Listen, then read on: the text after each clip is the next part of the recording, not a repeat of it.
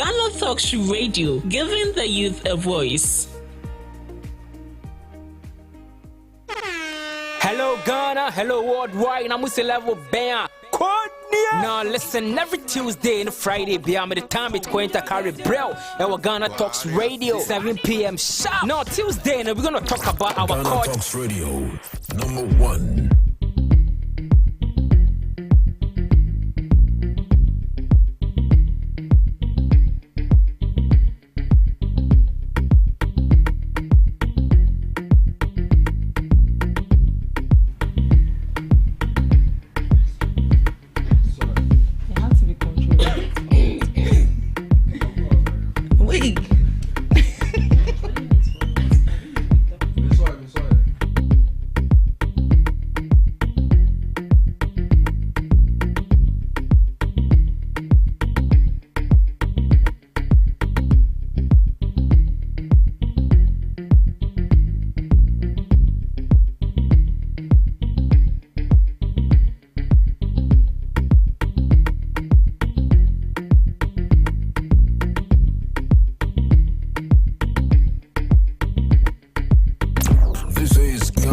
Radio, the best station rocking the nation.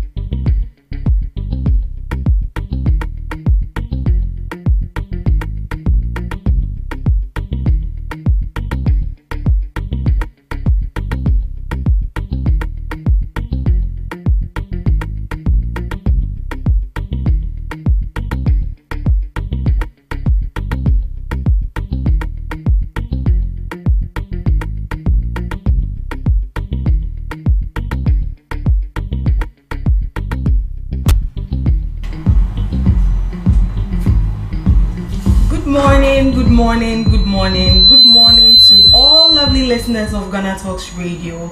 You are live here right with us on your favorite online radio station, and this is your morning companion. We bring you all the latest news, stories and insights that matter every morning. I'm your host, Esinam. But before we move on to the news headline, I have here with me in the studio the beautiful Regina Bless. I'm blushing. Good morning. How are you doing? Great. I must say you are looking very gorgeous. Oh, thank you very much. You are also looking very. Thank you. I know. Like I love black. You love it. I love black. Yes. I also love black. It's one of my favorites. Yeah, and I must say I love your shirt. Thank you. The orange is like it's given. It's given. You ate it and left. This is no shine bright like a diamond. And I must say I'm so excited this morning. Why? I don't know why, because it's Wednesday and it happened to be that I was born on a Wednesday. So today is my day. So please. I'm also Ikea. Oh. DJ Rock is also. I now know why we click so much. I now know. Oh wow! I never knew. Yeah. I never knew. How are you preparing towards the Valentine? Are you expecting any gifts from anybody? Any dates? Any outing? No. Because I'm single and deleted. So. Single and deleted. Yes. I'm blacklisted. You have been cleared from the system. Blacklisted. Wow. There's nothing. Wow. Pin. I want to see. Wow. Okay. So before we this move on is to the GhanaTalks Radio, the best station rocking the nation. Yesterday on social media, and I must say I was very glad when I saw that coming up from such a prestigious person. Alright. Who are we talking about here? We are talking about Otumfo Osei-Tutu. Hey. He adopts children of late Asante Kotoko Nana Poli, who sadly passed away during a This clash is with her. fortunately and unfortunately two disadvantages and advantages. Yeah.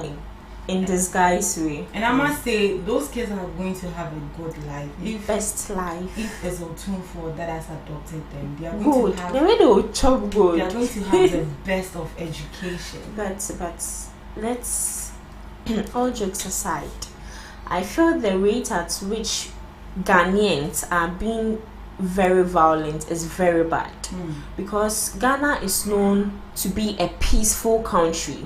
People outside come to Ghana and feel safe here. Is it Dirty December to remember and all that? After December's events, Jamie, you see a lot of videos going around, especially people outside applauding Ghana, praising Ghana, that Ghana is a place where when you come you feel very, very, very safe. No issue of disturbances or whatsoever. But why is that we citizens of the nation, we do not feel safe? Because any slight provocation, we know that will be better second. Someone is armed. Always armed. Always armed. How did that even happen? Because in Swatraman FC and Asante Kotoko FC, they had a match. A misunderstanding occurred. Then what is that? And you know, this guy is a very loyal fan of Asante Kotoko. And just recently, this new radio station, I think Lost in TV, he was there on Friday. He was granted an interview. For us to wake up the next day to hear of his death. 6 children. Sometimes I always say, put yourself in people's shoes. This is GhanaTalks If Radio. it were to be you, how would you feel? Nation. People lack compassion. People lack empathy. I don't know if it's their upbringing, but come on. Even sometimes the way we are being brought up as kids, to the extent we are now adults, you shouldn't be like a stagnant water. You should be advanced. When the world changes, you also change. I think it has to do with some past experiences they've had. So they feel as if this is revenge. Revenge, the extent of you taking another man's life. At the expense of what exactly? And he has 6 children. 6 children, a wife, a whole family. They didn't even think of the lives of the kids. At least the kids are innocent. So at least if they would have thought of that, they would have spared the life of this young man. People, I wouldn't say all humans, but the most dangerous creature on this world is a human being. And I wouldn't mince words with that. The most dangerous human on this planet is a human being. Because someone you claim someone you always see the person, you smile with the person, but deep within you. That is why I always say there are certain situations you just confront the person, then you go your way.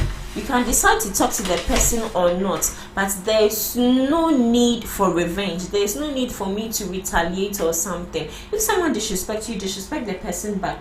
If someone insults you, if you want to insult the person, you insult the person back.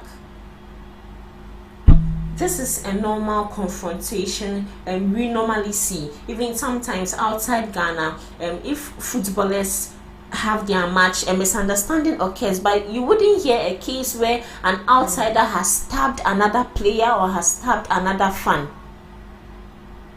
And this thing is getting out of hand, and I don't know what GFA is doing about this. Ghana Football Association, I don't know what they are doing about this. It's like everyone is sleeping on the issue. I heard when the issue occurred, I got to learn that 3 people were arrested. The suspects were arrested. Up till now, we've not heard any feedback. We've not heard nothing about it. So this thing. It's mind blowing. He was a young person. Very young one. I think he was a royal. I don't know how true that is, but I'm telling my Becca said he's a royal. So could that be why Otumfuo had to come maybe adopt? This and also the man Radio, is very the popular. best station rocking the nation. He's very, very, very, very popular. GhanaTalks Radio, It's like he's the number 1. spokesperson for them, something like that. Very sad. Very sad. I'm sad. Argument shouldn't lead to the extent of us taking the lives of our brothers. Yeah. Or That is why sometimes when you're in an environment where you feel it's not safe, an environment violence resides, the moment that erupts, just live there. That is why mostly our elders say that if you're at a place where exchange of words, confrontations, anger comes, if you know you're a type, you're a type that do not know how to control your anger, just get out of the place. Just leave. You want to take your suggestion? Yeah. Omari just joined us in the studio. And, we would like to see, ask him what he has to say about this sad issue. So this has to do with Otunfo adopting the children of the popular Kotoko fan who lost his life in the clash. Yeah, between Asante Kotoko FC and Inswatraman FC. What do you have to say about that? Well, first of all, good morning to our able audience and listeners. I hope everyone had a great night. I mean, it's a sad issue in the first place because we are not in some banana republic as a country, So sports should be fun. Yeah, it should. As we had a conversation yesterday, exactly. It's what did he say? It's part of the creative act. Yes. Creative act industry. It's part of the creative art industry. So this is something that should actually entertain us. Yeah. Not to bring tears and sadness. I mean, to the extent of murdering someone. That's so bad. What did you gain? What did you gain in this after all? The emotional aspect of sports, me as a guy, I understand it, but there is no way GhanaTalks Radio. Should you be triggered as a human being through sports to hurt a fellow human being? Yeah. Not to talk of murdering the person. Yeah. So I believe that this should be a wake-up call to the Ghana Football Association because in fact there's been so much disturbances regarding our football fraternity, our sports ministry itself. The sports journalist has been calling on the GFA to, initiate some measures regarding our sporting activities. But it seems the governing body of the sports hasn't doing nothing so we also join in the forces of calling them out. We need some enforcement because Ghana is a sport. When we go for World Cup, just look at us. We'll just be like, Ghana, last time crisis, but we'll still be rooting for them. Yeah. And no better match. Debut. So we have that passion for the sports, and I want to use this opportunity to actually encourage the sporting body that we shouldn't only focus on the football. We have so many sporting activities, and we actually have people talented enough to engage in those activities. So let's broaden it. We shouldn't only focus on the football aspect. And even on the football, it's only on the Black Stars. Look at the Black Queens. They go for tournaments. Their bonuses are they do well. The princesses, the meteors, so we should expand it. We have the athletics. We should expand it. But regarding this unfortunate incident that happened over the weekend, I think the GFA, the government should do something about it. Some security measures should be taken in place to protect our sportsmen and women. Else everyone is going. I've seen some teams, releasing statements of withdrawing from the league unless something has been done. And that's a good call.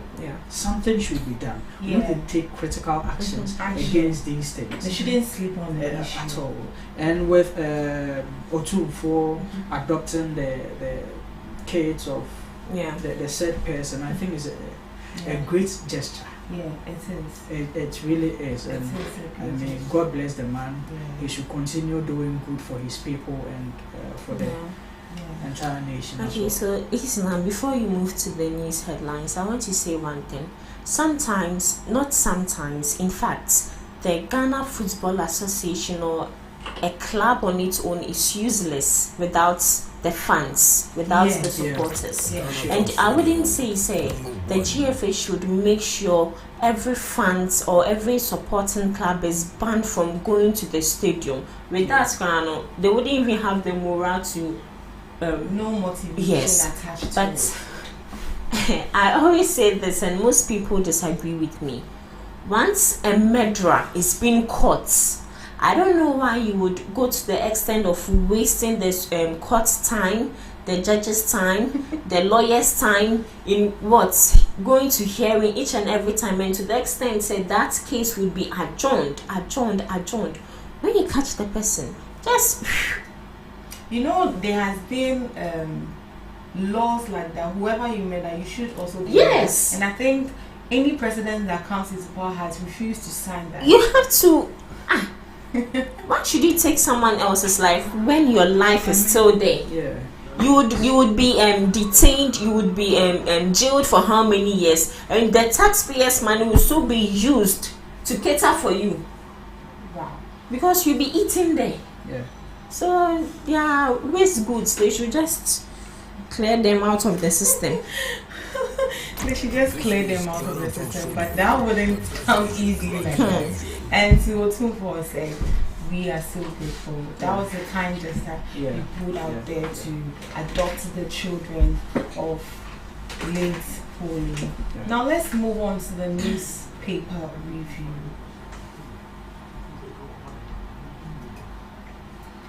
Chief of Staff revokes all public service appointments. The Chief of Staff, Julius Deborah, has directed the annulment of all public sector appointments and recruitments made after December 7, 2024, citing non-compliance with good governance practices and principles.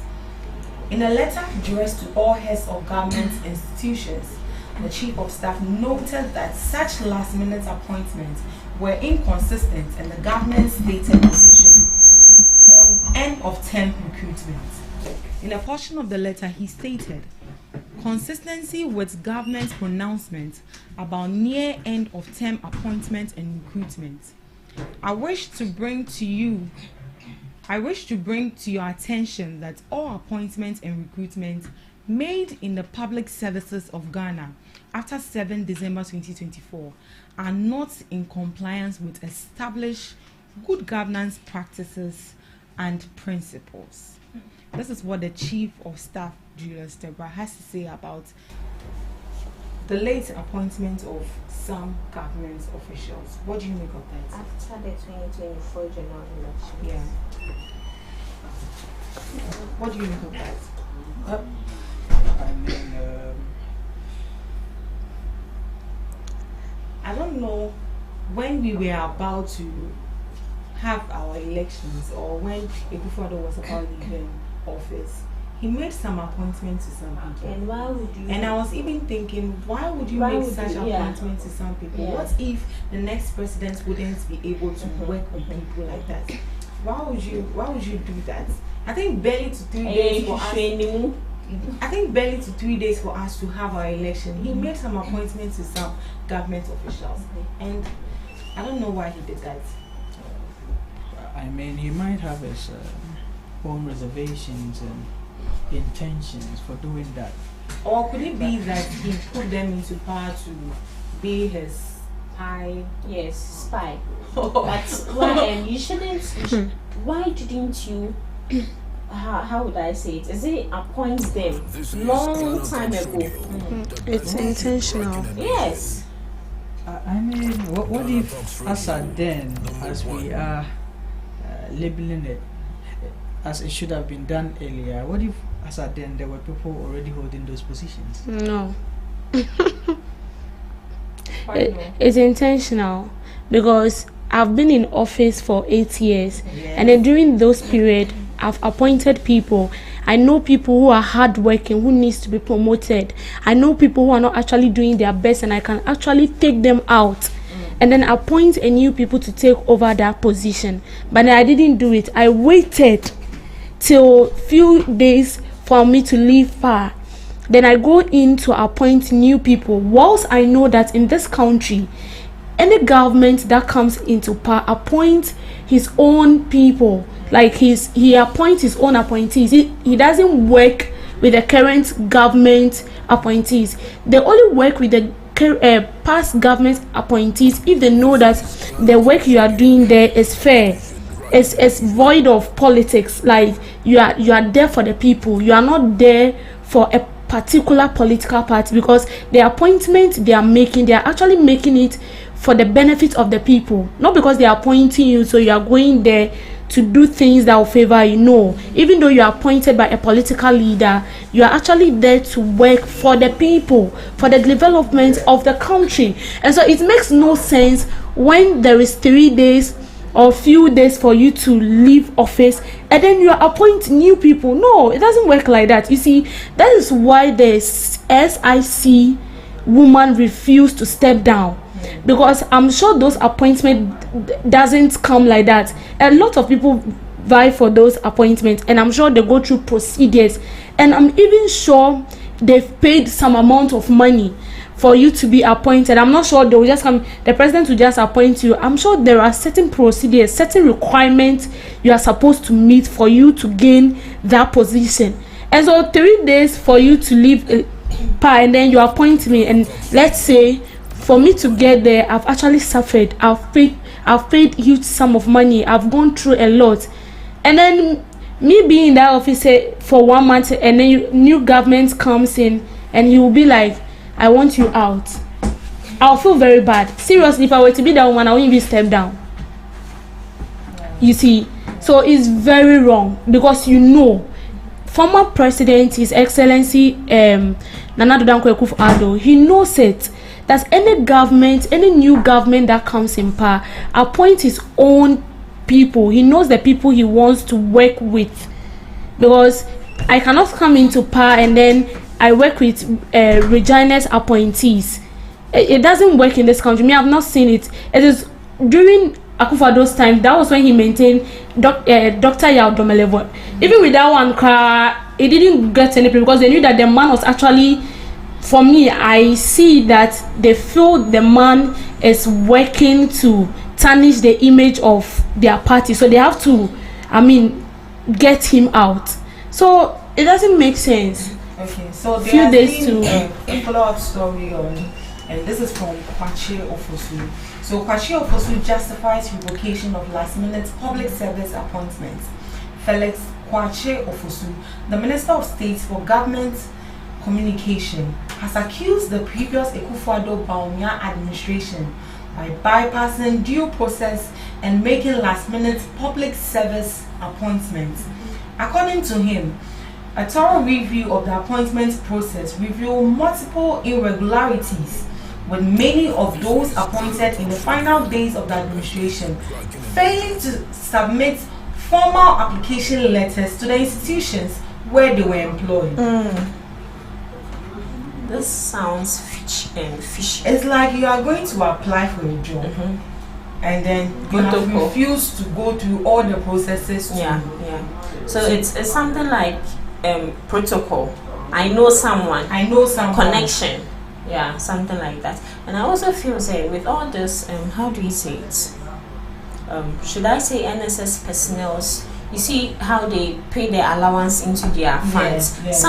I feel some people are planted there just to receive their funds. So I feel like I wouldn't accuse Akufo-Addo of that, but last minute, without them bringing any formal application, any formal letter, any formal nothing there, it should be questioned. I think we need to pay attention to this issue, and whoever is not deserving of that appointment should be taken off.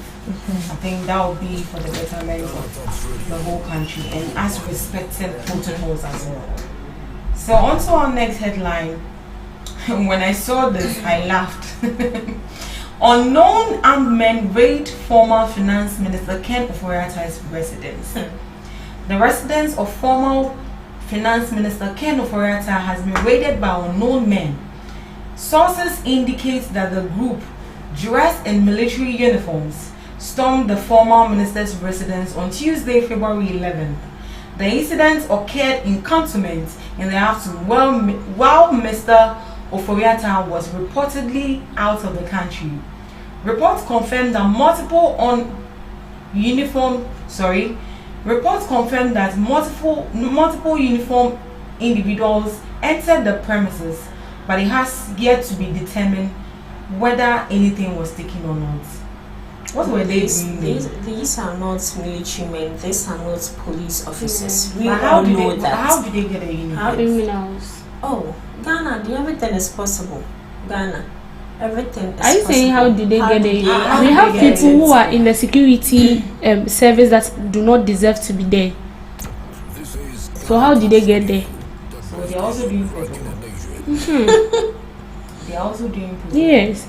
But with what the public is saying about Ofori-Attah squandering Ghana's money, were they going to look? Do they think the money will be in look his for the house? man. I mean, now he's out of the country based on medical reasons. I learned he's suffering from stroke, something. I don't know. Yeah.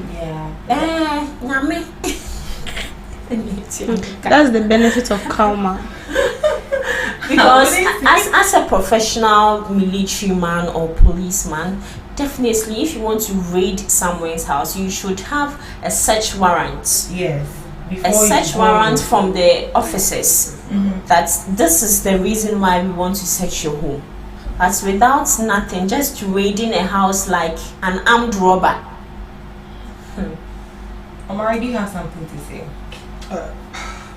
I mean, as Reggie said earlier, you would need some warrant to raid somebody's house. Yes. I mean, what is even raiding somebody's house? You see, we raid places where there's been suspicious allegations of something very bad going on. Let's say a drug cartel somewhere, some cash stuff. Like over the weekend, we saw the dollars and gold you bars. raid such places, but this is a home Minister. where his wife and his kids are. His wife So- was actually home. Exactly. So how do you raid them? You get me? We are still waiting for further details of this particular issue, so I don't really want to talk much about it. But raiding is something not really qualified in this situation. And He's a today, statesman. He served the state before. Yeah, he has. What exactly could he be doing that you would want to raid his house? Yeah. You understand me? yeah. So some of these things we really need to pay attention to it. Honestly, you will feel like maybe your party is in power, so you can do whatever. For all we know, as I said, we don't really have much details of it. Yeah. It might not even be people of government. It could also be some tax somewhere impersonating themselves. Yeah. Let's just hope. And I feel to the MPs, ministers, once you are holding a higher position in government and you are being given a duty, you have to know that you would one day be accountable to your actions, for your actions. I mean, Reggie, being accountable to my actions, does it mean you would have to raid my home? There are laws in the country. Yeah. Whatever I am, whatever offense I've committed, let the laws deal with me. And you Let the also laws deal being with me. in power doesn't mean you should squander our money.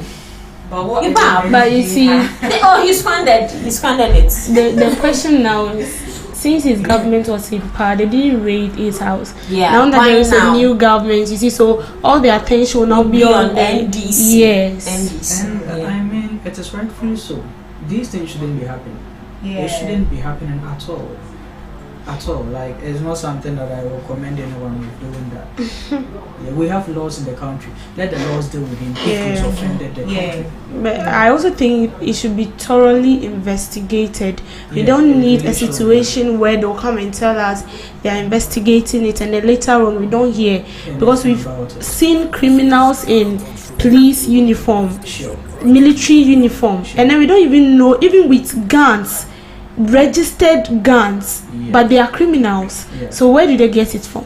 Where do they get the uniform from? It means there is a link, and so that link through which they get all those things from has to be searched, and then the person needs to be prosecuted, because no one is above the law. Sure. But then when issues like this happen and then we don't tackle it very well, it will keep repeating itself, and it doesn't classify us as a good country. So Yeah, so this should be looked into. So on to our next newspaper review, we have Council of State election halted due to chaos. Yesterday's Council of State election. Was halted due to chaos. The Council of State election in the Asante region was disrupted by chaos after some heavily built men stormed the police station where voting had been taking place peacefully. The heavily built men disrupted the process, destroying EC materials and physically assaulting journalists. So a journalist was beaten. It wasn't like allegedly, but a journalist was indeed beaten and assaulted for taking coverage of them, let me say, embarrassing themselves. What do you make of that? First was us, our fathers, let me say our fathers and our honorables embarrassing themselves in parliament. And now Council of State, that you are the right hand to the president, you are also fighting. So the Council of State were the ones who actually initiated or started the chaos, right? Yeah. To the extent a journalist was beaten. This thing, is a Ghana Journalist Association. They've said it's times without number. Never ever assault a journalist. I'm also a journalist. Me, if you beat me, I'll beat you. Thanks for that. Because we are the mouthpiece of the people. We are the voice for the voiceless. So if without we the journalists, any news in Ghana is dead news. We have to take it to promote it. We bring it on social media for others to also carry it out. So the rate at which journalists are being assaulted and abused is very bad. It's like they are just talking with their mouth. Ghana Journalists Association, they're just talking with their mouth without they taking any action. And in this case, what do you think should be done by the Ghana Journalists Association? The people who assaulted a journalist should be arrested, prosecuted, detained. Wow.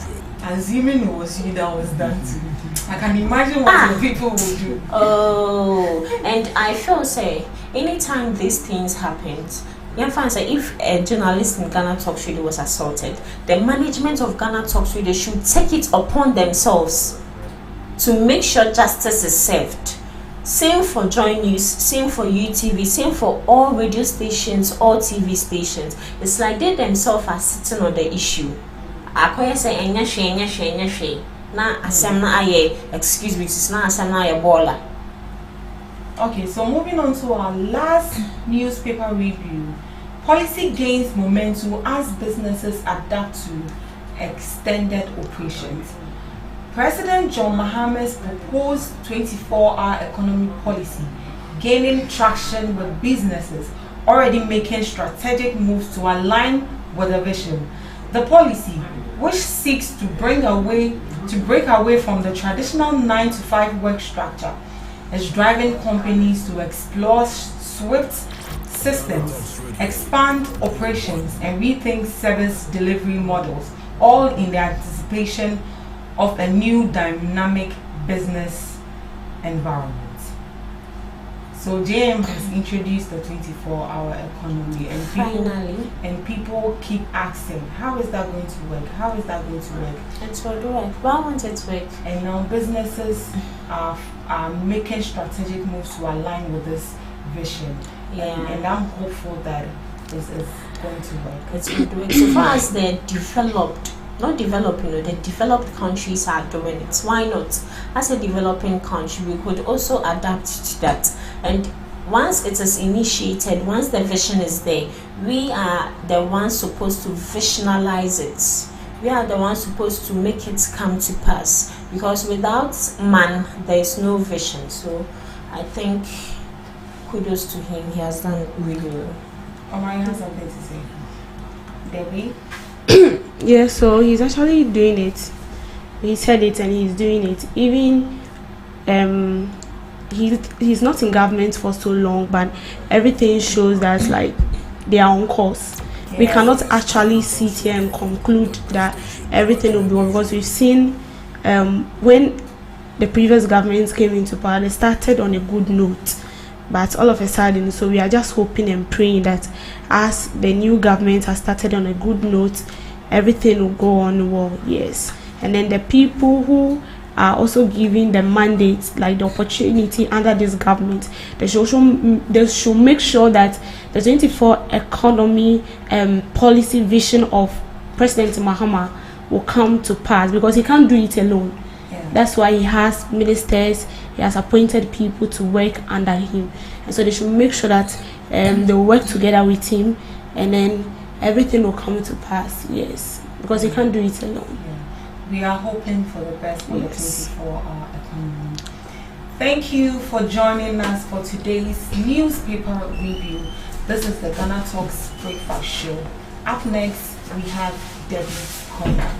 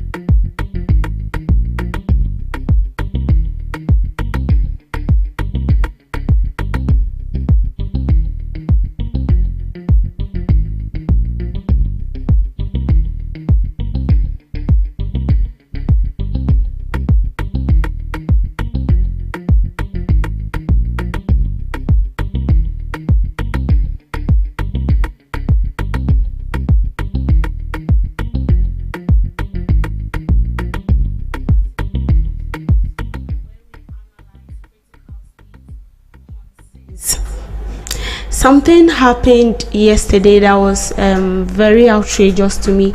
It seems so shocking.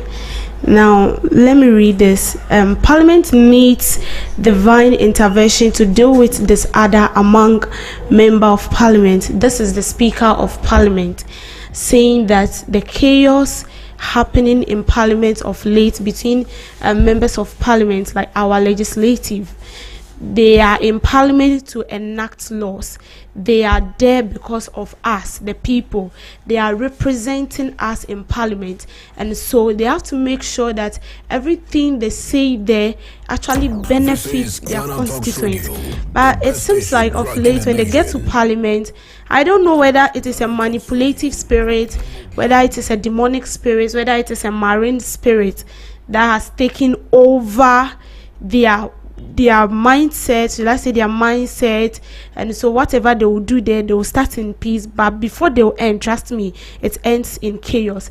And so Speaker is saying that he's calling on great men of God, great women of God to come and intervene, because where it has gotten to, it's no longer a physical battle, it's a spiritual battle. But listen to me, what is going on in Parliament is not a spiritual battle.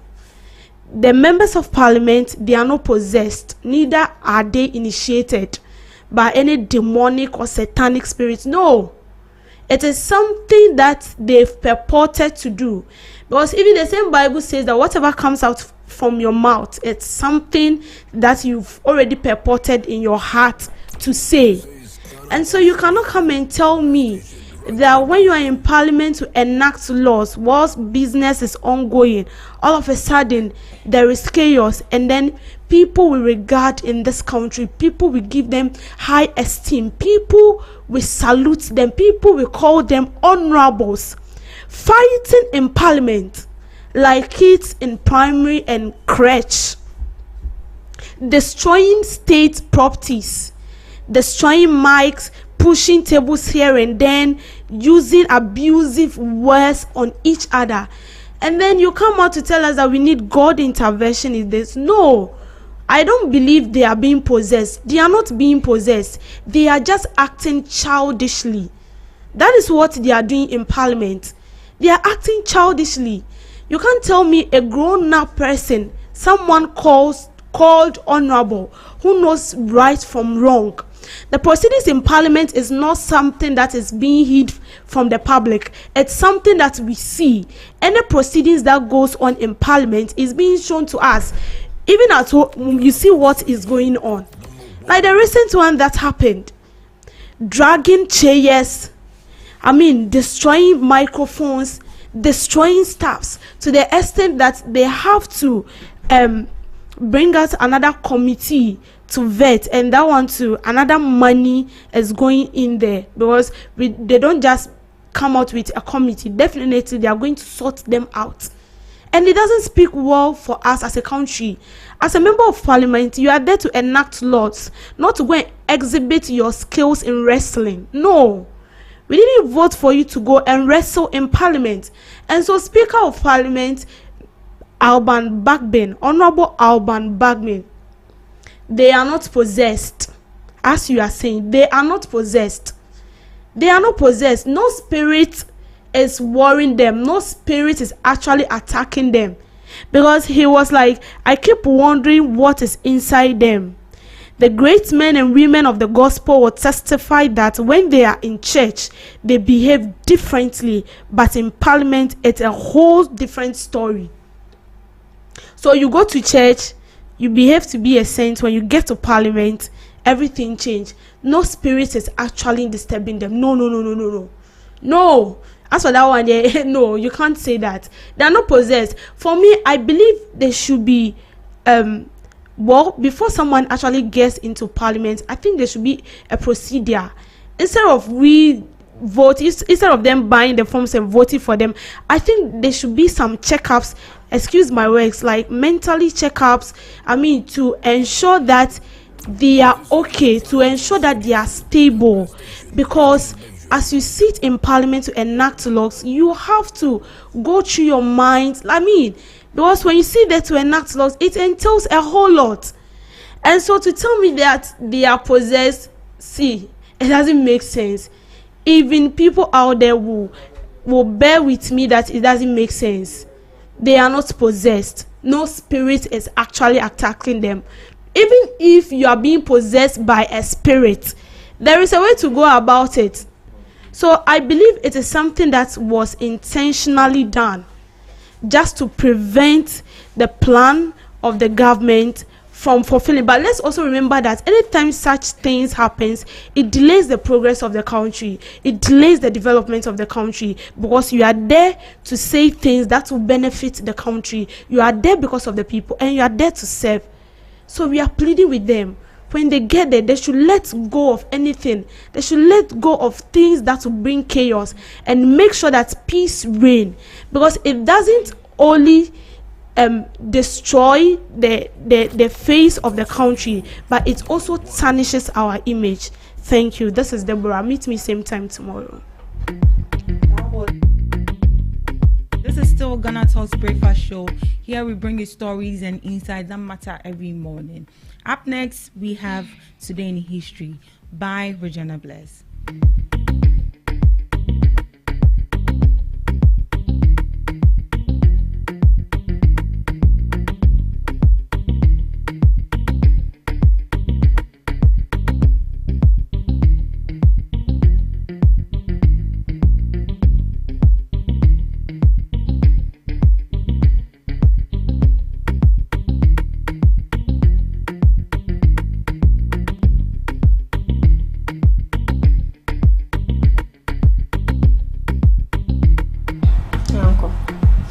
Okay, so Without wasting much time, today in history on February 12, 1951, Dr. Kwame Nkrumah was released from prison.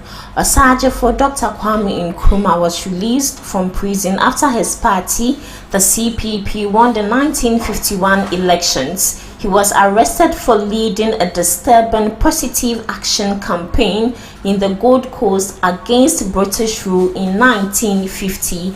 In 2001, today in history, Hearts of Oak was ranked as the 8th best club in the world, ahead of some Europe's football giants such as Barcelona and Liverpool. They achieved this feat a day after beating Zamalek to win the Super Cup. In 1809, Abraham Lincoln, the 16th President of the United States, was born on February 12th. In a log cabin in Hardin County, he grew up in a humble setting shaped by his family's struggles and his own determination to learn. Despite having very little formal education, Lincoln became a successful lawyer, politician, and eventually the President of the United States. In the same time, 1809, Charles Darwin, the renowned English naturalist and biologist, is best known for his groundbreaking theory of evolution through natural circulation. His work revolutionized the field of biology and had a profound impact on our understanding of the natural world. 1793, a pivotal and troubling moment in American history. The Fugitive Slave Act of 1793 was a federal law that mandated the return of enslaved individuals who escaped from one state to another.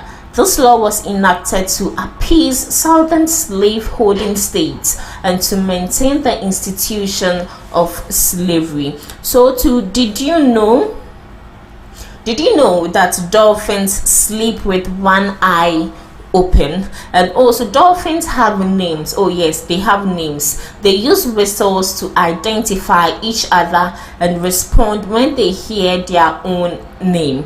And to our last two, ketchup was once a medicine. So in the 1830s, ketchup was sold as a medicine to treat diarrhea, indigestion, and jaundice. And also a group of owls is called a parliament. This is because the ancient Greeks considered the owls to be very wise birds. So owls is called parliament. So that's all for today in history. Mr. Esina. Thank you so much, Regina Bless, for educating us. This is still GhanaTalks Breakfast Show. Stay tuned and don't go anywhere as we bring you the news.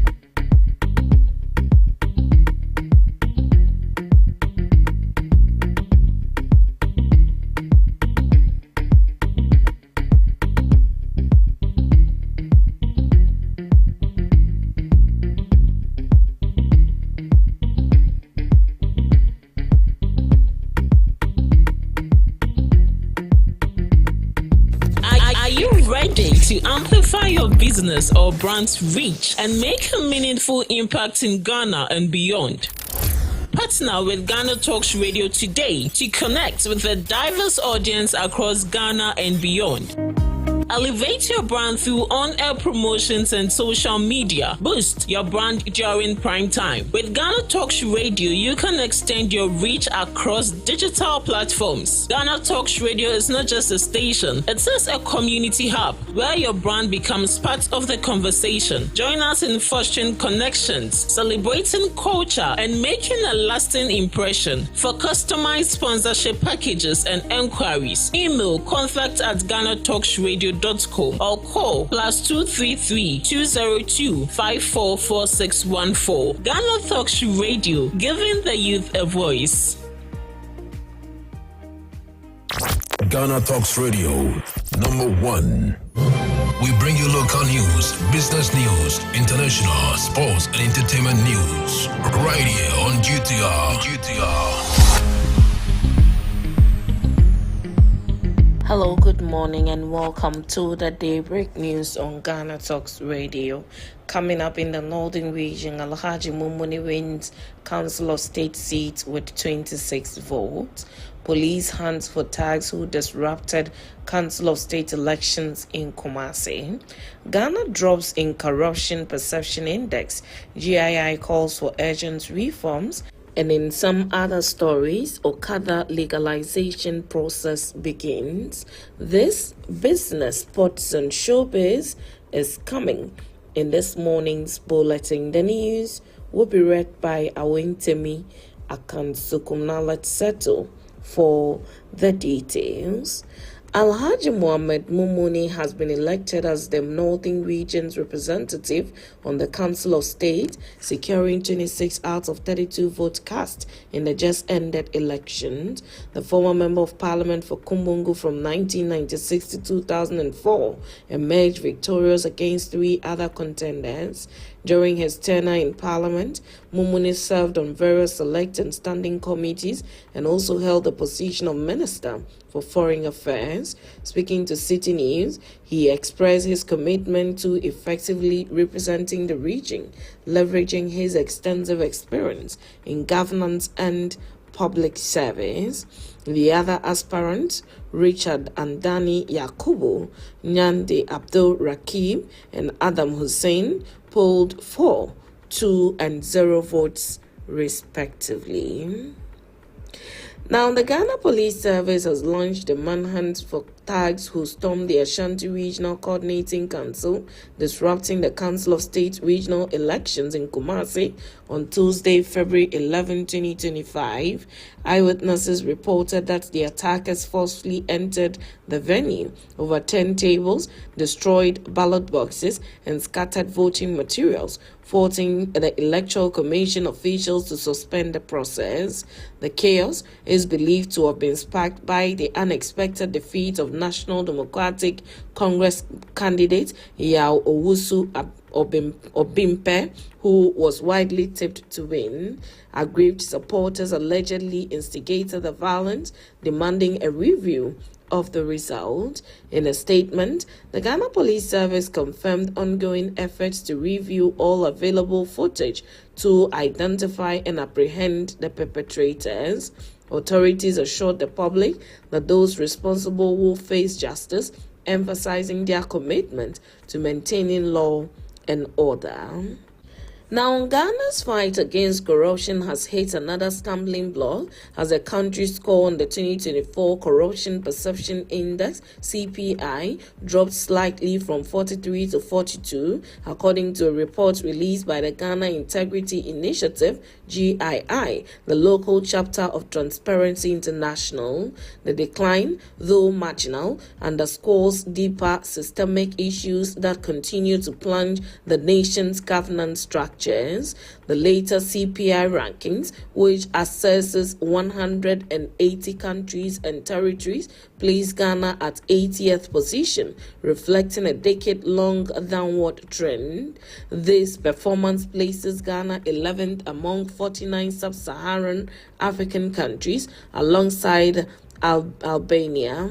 The country lags behind regional leaders such as Seychelles 72, Cape Verde 62, Botswana 57, Rwanda 57, and Mauritius 51, all of whom scored above 50. However, Ghana performed better than Burkina Faso 41, South Africa 41, and Tanzania 41. Since 2015, Ghana has lost 5 points on the index, a troubling indicator that anti-corruption measures have not yielded the desired impact despite numerous policy interventions and institutional reforms. Transparency International's data reveals a persistent gap between Ghana's anti-corruption rhetoric and tangible results. The GII, in its analysis, pointed out that the gradual decline in the CPI score over the past 10 years suggests that existing legal, policy, and administrative frameworks may be insufficient or poorly implemented. In response to the latest findings, the GII has called for urgent reforms across all branches of government. Among its key recommendations is a push for Parliament to bolster its financial oversight mechanism. Now, moving to other stories, the Minister of Transport, Joseph Bukari Nikpe, has directed the Driver and Vehicle Licensing Authority, DVLA, to commence the process for the registration and licensing of motorbikes for commercial use in the country with immediate effect. He said the legalization of motorbikes for commercial use would ensure that motorbike riders strictly adhere to road safety regulations to help reduce motorbike-related crashes and death. Mr. Nikpe, also the Member of Parliament for Saboba, said legalizing the use of motorbikes for commercial purposes, known locally as Okada, would help to reduce indiscipline on the roads. He gave the directive on his first day at work, which saw him pay a working visit to the DVLA and other agencies under the Transport Ministry. In 2012, Parliament passed the Road Traffic Regulations 2012 LI 2180 to sanitize road transport in the country.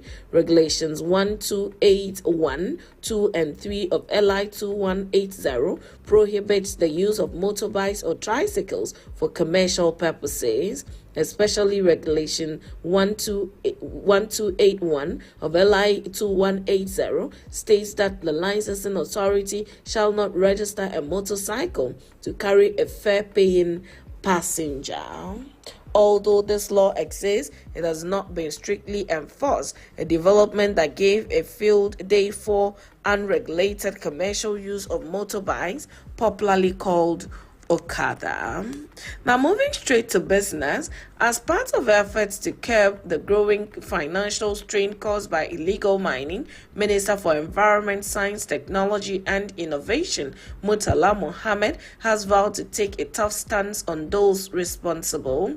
Speaking during his first official visit to the Environmental Protection Agency, EPA, Minister Murtala Mohammed made it clear that his ministry would not go easy on those found guilty of engaging in this practice.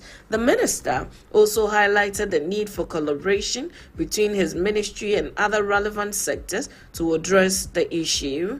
He noted the ministry played the leading role in confronting it, but we can't do it in isolation. There are several ministries that we must work with within a collaborative fashion. The Minister of Lands and Natural Resources, Minister of Defense, Local Government and Chieftaincy, the Ministry of Interior, because there are security implications where people are wielding arms, and in fact, the Minister of Justice and Attorney General has a role to play. We need to work in collaborative fashion, he stated. Additionally, Minister Mohammed mentioned that although methods would be explored to reclaim lands affected by illegal mining, aiming to reduce the burden on the national budget. Meanwhile, since 2020, over 300 million Ghanaian cedis have been spent in efforts to combat illegal mining. However, the damage to the country's water bodies and land continues, prompting calls for a stronger response.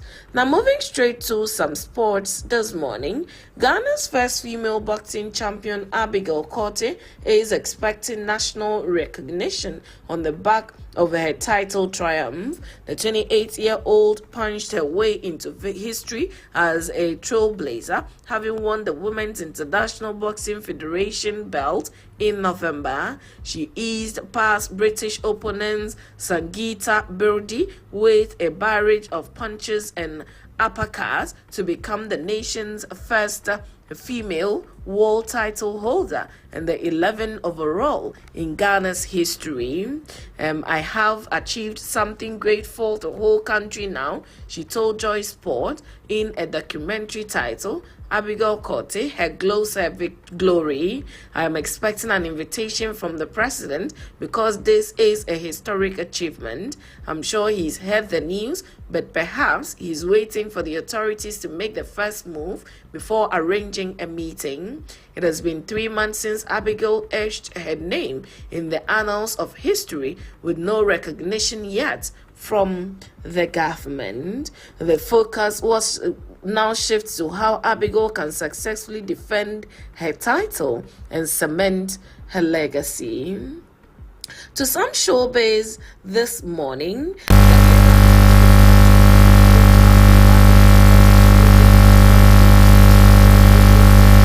the beginning of his music career. Speaking to Kwame Dazi on Joy FM, he noted that he usually bought items to show appreciation to radio presenters who supported his music. Me, I was a hard guy in my mind. So whenever we recorded, I was a guy that got my song on radio. At the time, payola wasn't a thing, but it was there. You could give things like fried rice, he said.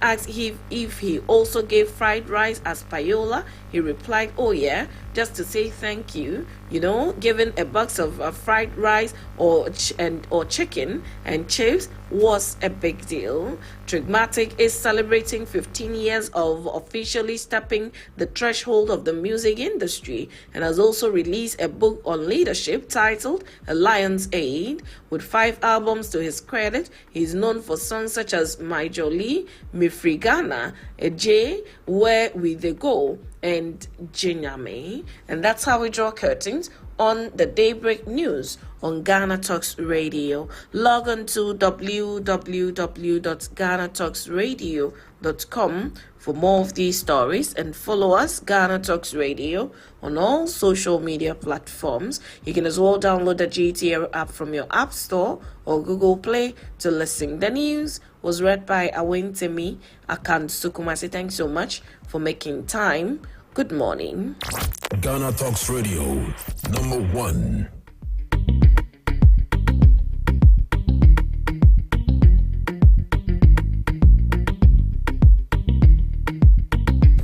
Are you ready to amplify your business or brand's reach and make a meaningful impact in Ghana and beyond? Partner with Ghana Talks Radio today to connect with a diverse audience across Ghana and beyond. Elevate your brand through on-air promotions and social media. Boost your brand during prime time. With Ghana Talks Radio, you can extend your reach across digital platforms. Ghana Talks Radio is not just a station, it is a community hub where your brand becomes part of the conversation. Join us in fostering connections, celebrating culture, and making a lasting impression. For customized sponsorship packages and enquiries, email contact@GhanaTalksRadio.com or call +233 202 544614. Ghana Talks Radio, giving the youth a voice.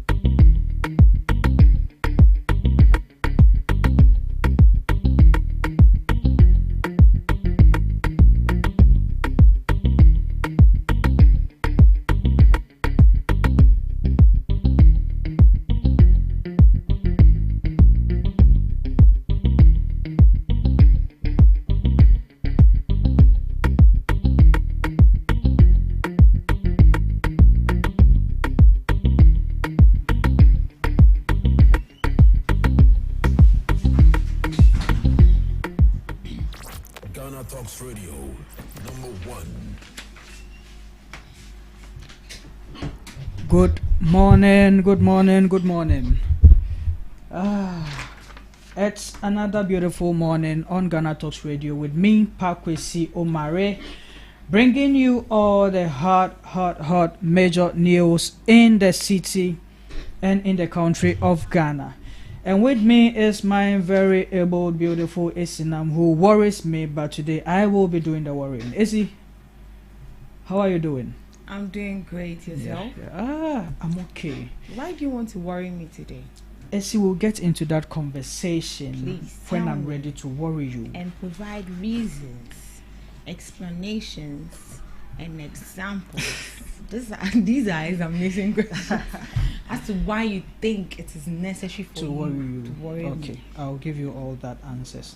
Right. But before then, you can join us on all our social media platforms at Ghana Talks Radio, on Facebook, on X, on TikTok, and on Instagram at Ghana Talks Radio. You can also join through our website www.ghanatalksradio.com or join the conversation via WhatsApp, and our WhatsApp number is 0202-544-614 0202-544-614. See, Yes, there's been a lot. a lot. I must say a lot is happening. Yeah. A whole lot. 2025 has been a whole lot of news And you're just in and a very happenings. worried. Yeah. But so far so good. We thank God for how far He has brought Yeah. us as a country and as a people. Yesterday, before we get into the major headlines, yesterday we were supposed to speak to the sugar cane. Yes, Yes. But yes. unfortunately, the network couldn't favor us. So I think we'll try and speak to him today, because they had written a letter of appreciation to the President of Ghana, His Excellency John Dramani Mahama, showing their gratitude for his assurance regarding the reoperationalization of the sugarcane factory, the Commander sugar factory. So I think that is a good news to us and to them as a people, because the sugarcane farmers have been, worried about they not having anything to do with the sugarcane plantation they are involved in. So with the factory coming up, I think it's going to help them a lot. So we'll be speaking to him, Okatachie Nana Kweku Ekon, very soon on Ghana Talks Radio. Right. Also, something happened yesterday, and I think it is becoming worrisome in our democracy as a country. Elections for some time now has been coupled with violence. And it's not a good precedent. It's not a good precedent at all. So we will be discussing that, because the Council of States elections was held yesterday, and in the Ashanti region there was chaos. I mean, total chaos. Yes, during the counting of the election, and Council of States. So it's becoming something coupling our elections as a country. Even if we look at school SRC elections, you'll see all these things happening. So something needs to be done. Something needs to be. I don't know the appropriate people or authorities to, put their feet down in tackling this issue, but something needs to be done. Or what do you think? Something needs to be done real quick, and it's becoming disturbing. And these trends go out there, and then people are questioning the reputation of our country. Okay. So yes, as I was saying earlier, we were supposed to speak to Nana Okatachie Kweku Ekon yesterday, and the network wasn't in favor of us. But today, fortunately for us, we have him on the line, so we are going to speak to him regarding the Commander Sugar Factory reoperationalization. Hello, Nana. Good morning. Nampacho wapo mwe.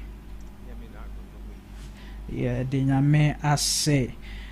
Eye nano ejuada ana ye nyano.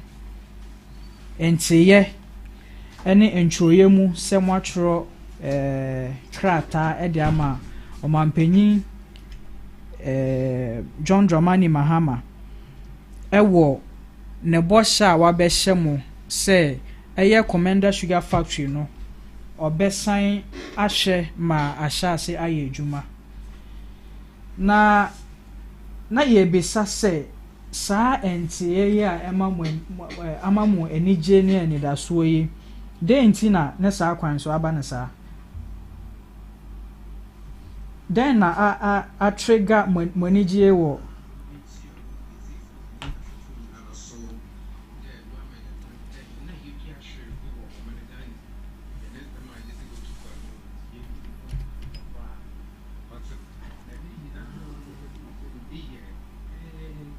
you just sure go on my guy say you're consistent wages now. You're about 7 wages. You two now, you just sure you okay. You was central region, new western region. So you have a western region. You were about 5 districts. Which you know, you sure you were okay. In the central region, so you're about 7 constituencies and then district also would be assure. Now, assure no name you take it and be a crap, no go to now or the IE. The bill of man can you know, but not problem. You know, the war, assure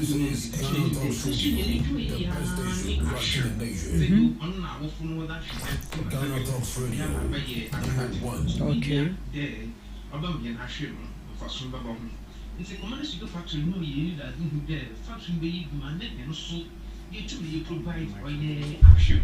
Minuka say you were assure, yet company say you can work on the Commander Sugar Factory about 23,000 acres of sugar cane farmland. You know, what is here? I saw my day in the function with national. You go to now, you try. And now, son, I'm a worker come so was you can soon.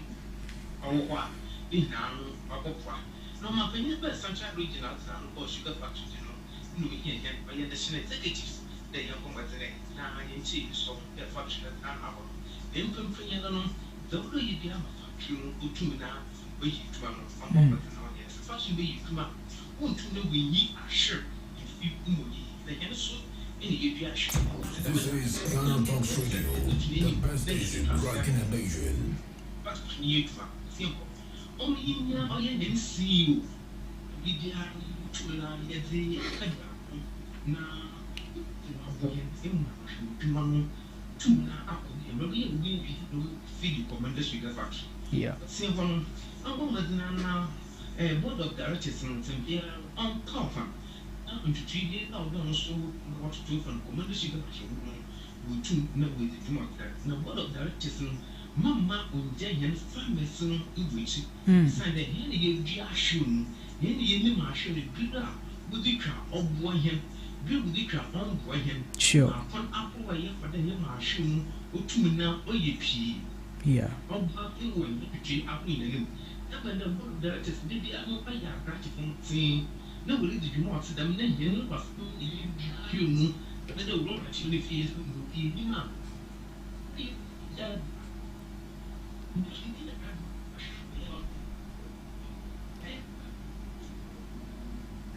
Hello. GhanaTalks Radio.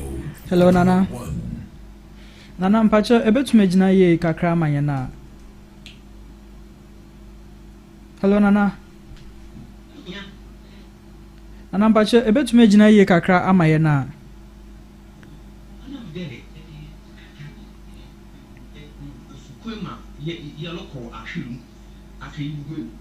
Oh, okay.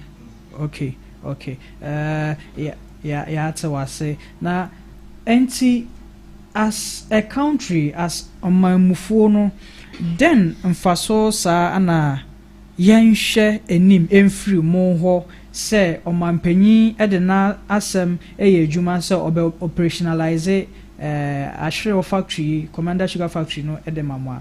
Then faso de na yen so as ɔman yɛnhwɛ enim emfiri mo hɔ as farmers a mode mo adesede to ɔmanpanyin anim a ɔno nso otie na ɔyɛ ma mo.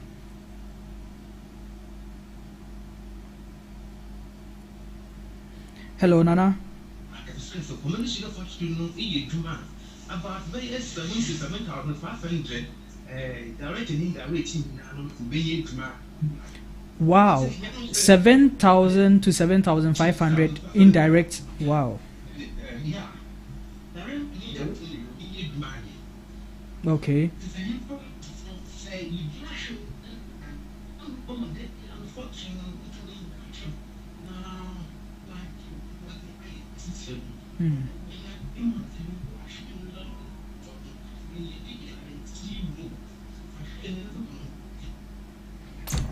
Hello, Nana.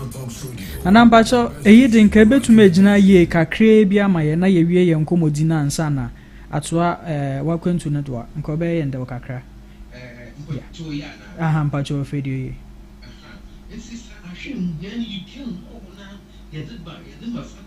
Yeah.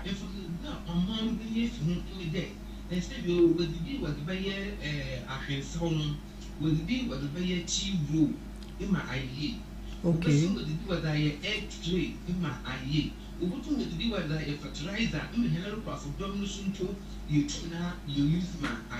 Wow.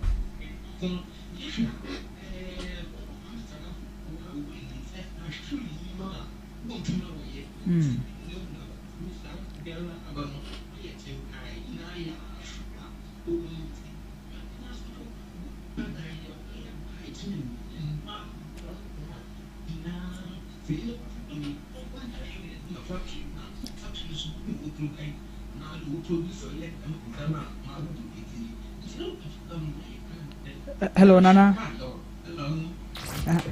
Mpacha online no asana asha set it okwo nti ebetu magina ye mana ya. Mpacha ti yanka. Hello, Nana. Yeah, I'm so wanka. Aha, efe de yanso yet wonka ye.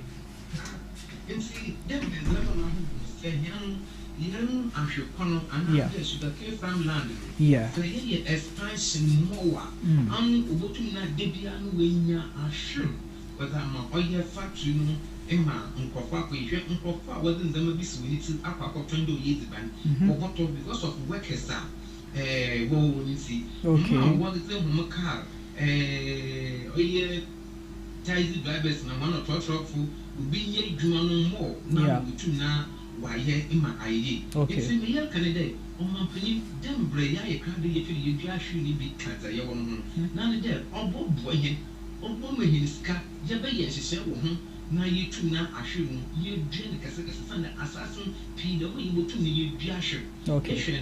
Commander Sugar factory CCM obi ne capacity no susun old one. Oh, okay. Ye da ku biala no ahwe dudu a botu na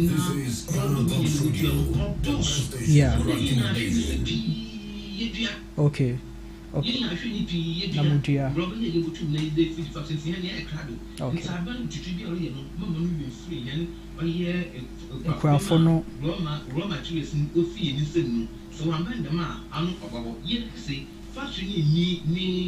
Farmland. Yeah.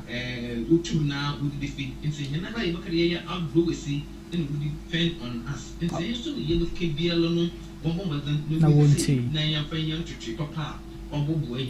okay. Na ansa na yebeja wo no eka emwae a omampanyin omfambo ama emwae potin bensa ana mo hwehwe fi omampanyin wa so de boa ma ebetuma ma mo adwuma mo pese mo di no akoso eye no za odukana won is kasama waduma me graph doma wudi ahwe no wutu na wudi dia ahwe no pi okay e akata won ho ngo tie bi unde onam da ahwe na sese ye no oye 1960s ni mu na wadu be no sugar content wo mu no aye low but ye ne tsida afofo aba them ahwe foforo no we develop na wa no omba them ahwe no yensen kabi na foforo ya aba foforo a yebodo no yintu ne yendu no na kakakra yintu da do no info dem do koko wane ze bi abasen kono we ye no yintu na info na foforo no meshani amma oye 6 to 7 months bia no yintu na yitwa ahwe ma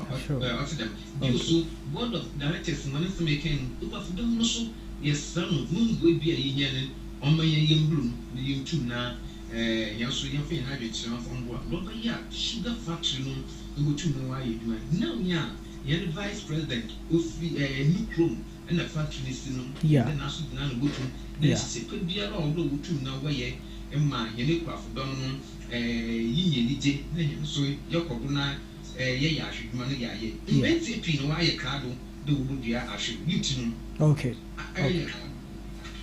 from would at telephone from one from bringing and maybe I besan for abana besan kono what kind of them was them was the bringing you will be see yes pension be is kebi number it's now we for down ya 10 years so happen on them by shin face could be more anything you know and ya dey to me about ya do asasa kesa na yedi ashu today we so any for kasa ma na yitu na ashu no you become okay dia etwa to kra na oka de mpanyimfo bi a ewo se o mampanyin o appoint won na ode won esisi emiaya a ebetuma ma adwuma no wa hyase na saa kwan so no emema ne remfi mo ekuafo no ma ye saa suggestion no e dia mo mampanyin de da na say bia mo well able people are they can also take the charge and lead whatever leadership ewo se omudi mo anim na mudi mujuma na na binia omampanyin na onim nimpa dwumedia no nim do kada na oboboa ma ne hyehyɛ ne de ne du adumu no akodo na mu helo fafodom this yan pene de nimpa saduo wadzi ahwe ni sika ahwe ni school pen do ye ne maami anado ye ne papa no wenyi na oda mara ka ahwe sam ye so de nimpa o da mo no ombembe ye CEO sign ye won profile wadzi ahwe sika no wada ahwe man mba se bi we fi oyi e prasta wo wa na de bi wo wa ma inde wo tu we du e so la yin de se obomutinala na odudumiti o se dem no hye ne sa obutu no abo en hene de yin tui na bom yempere ye budini biala nti eto sende onu akasa mbombaden non fear research on feeling port dem bi na yin so yesanka nya ye kina sama obiti no wa abo hen e mandam akọ no kware ye da wase na enti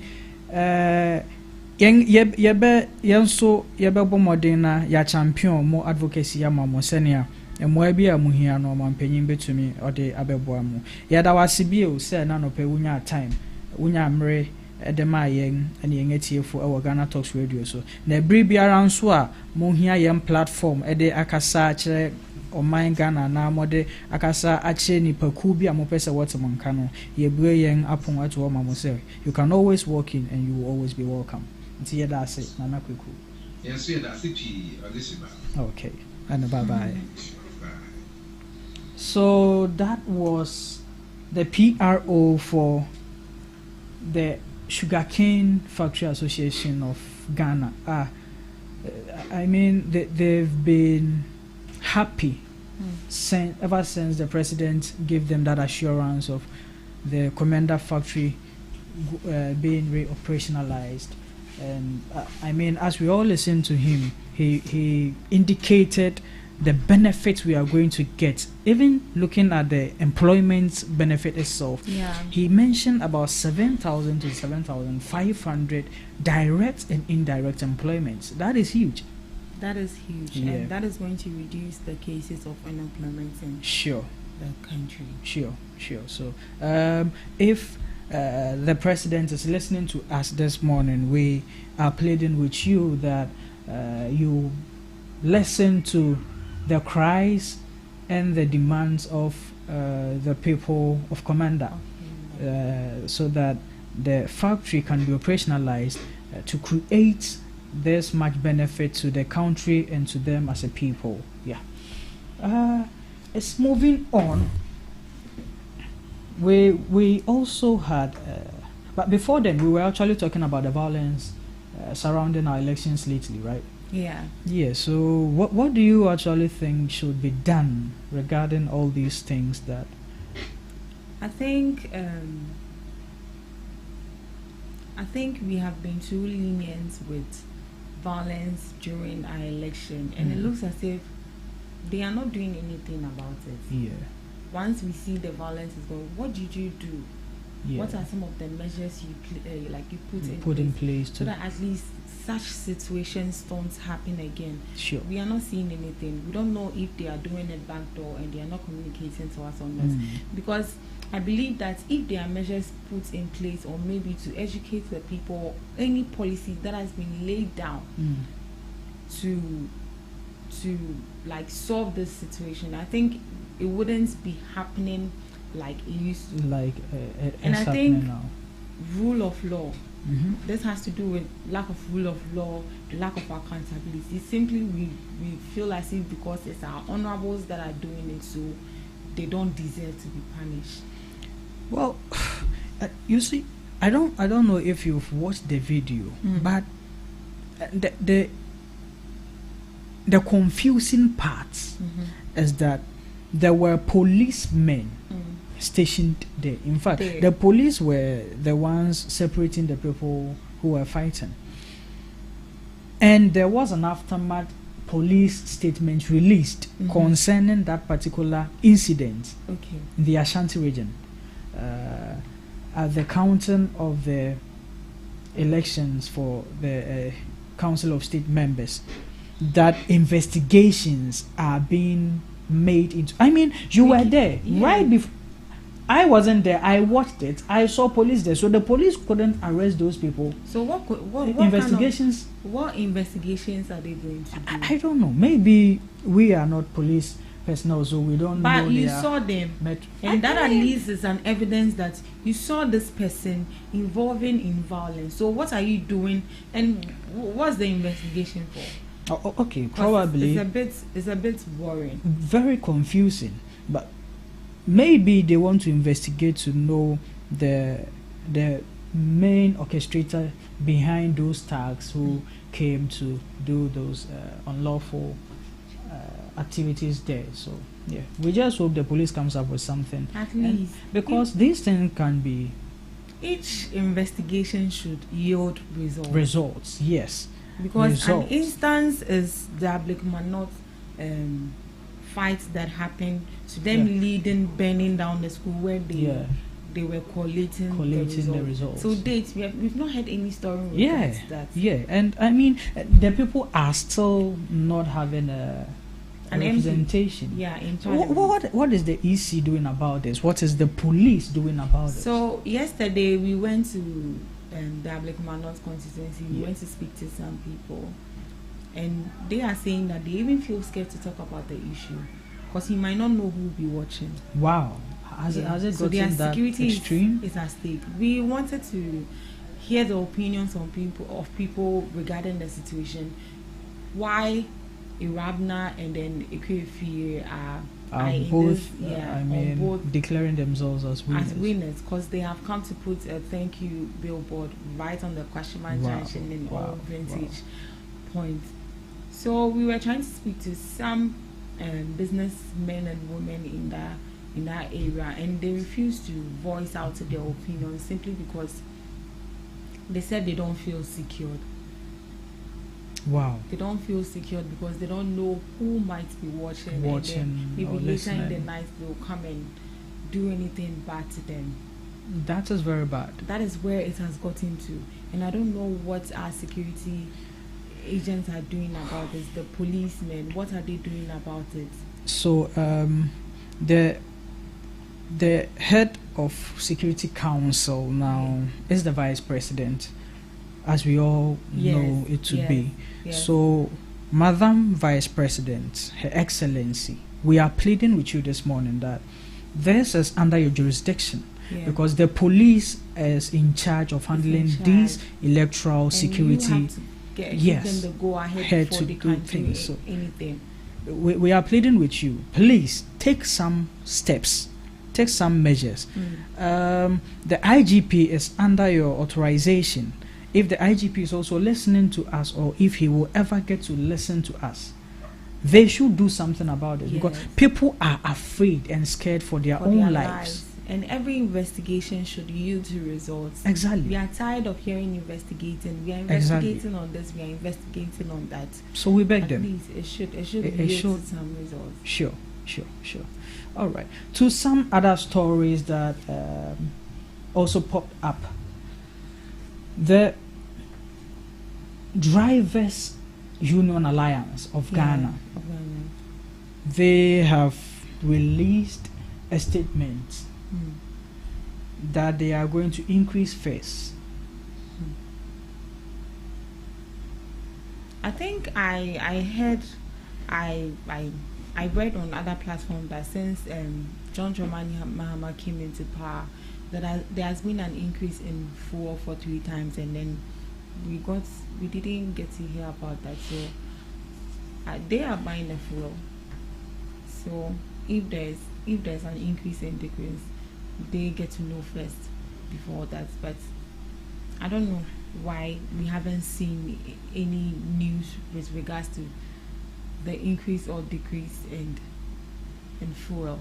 You know, this is not even to score any equalizational points, but under the previous government, there were so many times that increments were made to the petroleum products, which we didn't even get to know about.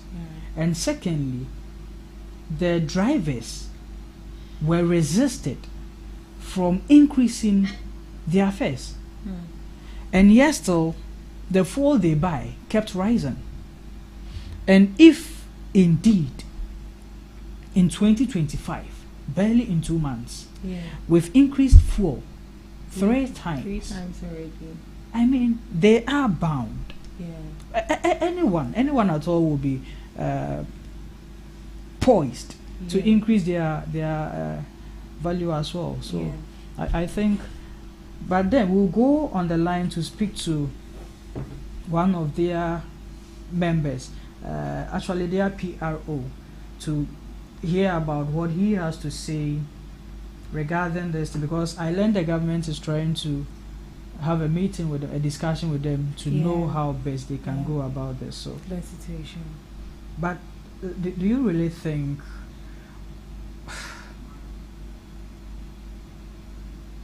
it's a business? What can they exactly? It's a business for them as well. And that is how some people. That's a source of employment for some people. And that is how they cater for their families. So if they are making losses, then what's the essence? In as much as it's not always that you have to make profits in businesses, but it's also very necessary. You are satisfying some people, and they have to pay for the value you are giving them. And if the value they are paying you is not what you are giving them, then what is the essence of you still providing them with their needs and wants? So I think at this point, if it is the decision for them to increase the fares, I think we should be considerate and then buy into that. Well, let's see what they would have to say about it. But I really hope the government also can do something about this fuel crisis, because I mean, we can't keep buying fuel, I mean, at heavy space. So let's try and get the PRO for the Drivers Alliance online. Hello, good morning, sir. Good morning. Please, my name is Pakwesi Omare. I am speaking from the GhanaTalks radio. Yesterday, we had news about increment of fares from the drivers' union. Please, what has triggered this sudden projection from the drivers? Oh, it is simple. Good morning to your cherished listeners, bro. And I'm happy to speak to you. We are glad to have you as well. Of post increment. Just recently. Yes, sir. That we we saw the fuel astronomical increment.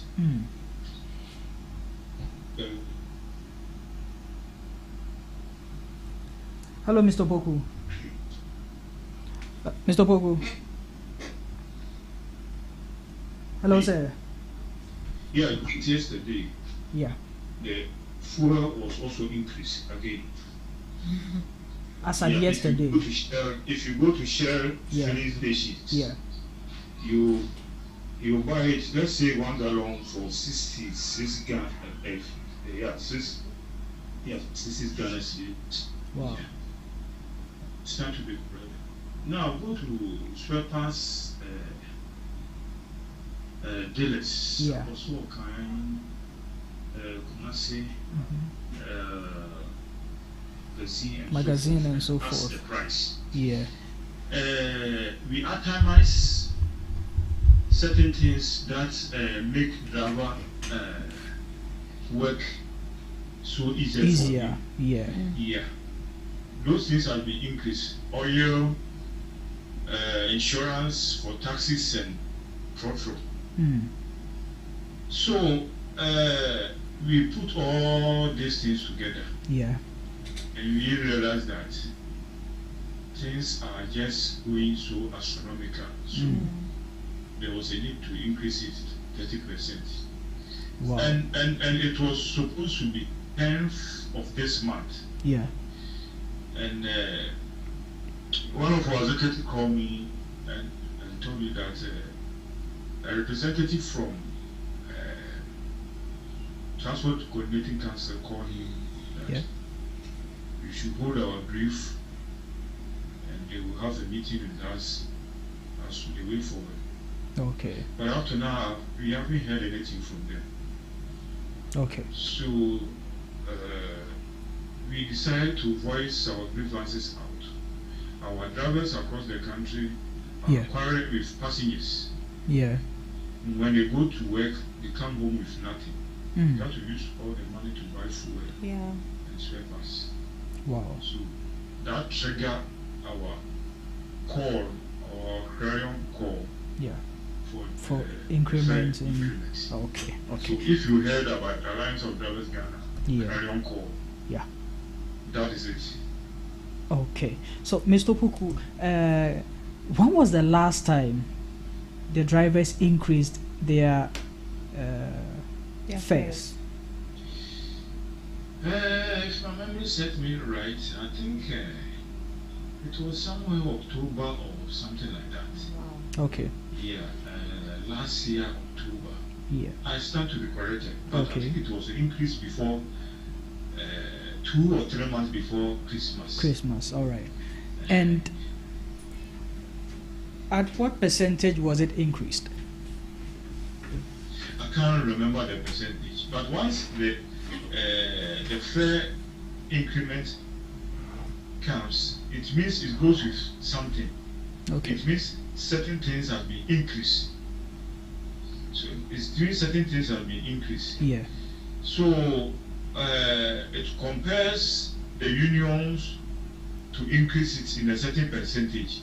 Okay. Our percentage is it just to me I'll say it is not much, but somebody a layman like me will say it is astronomical.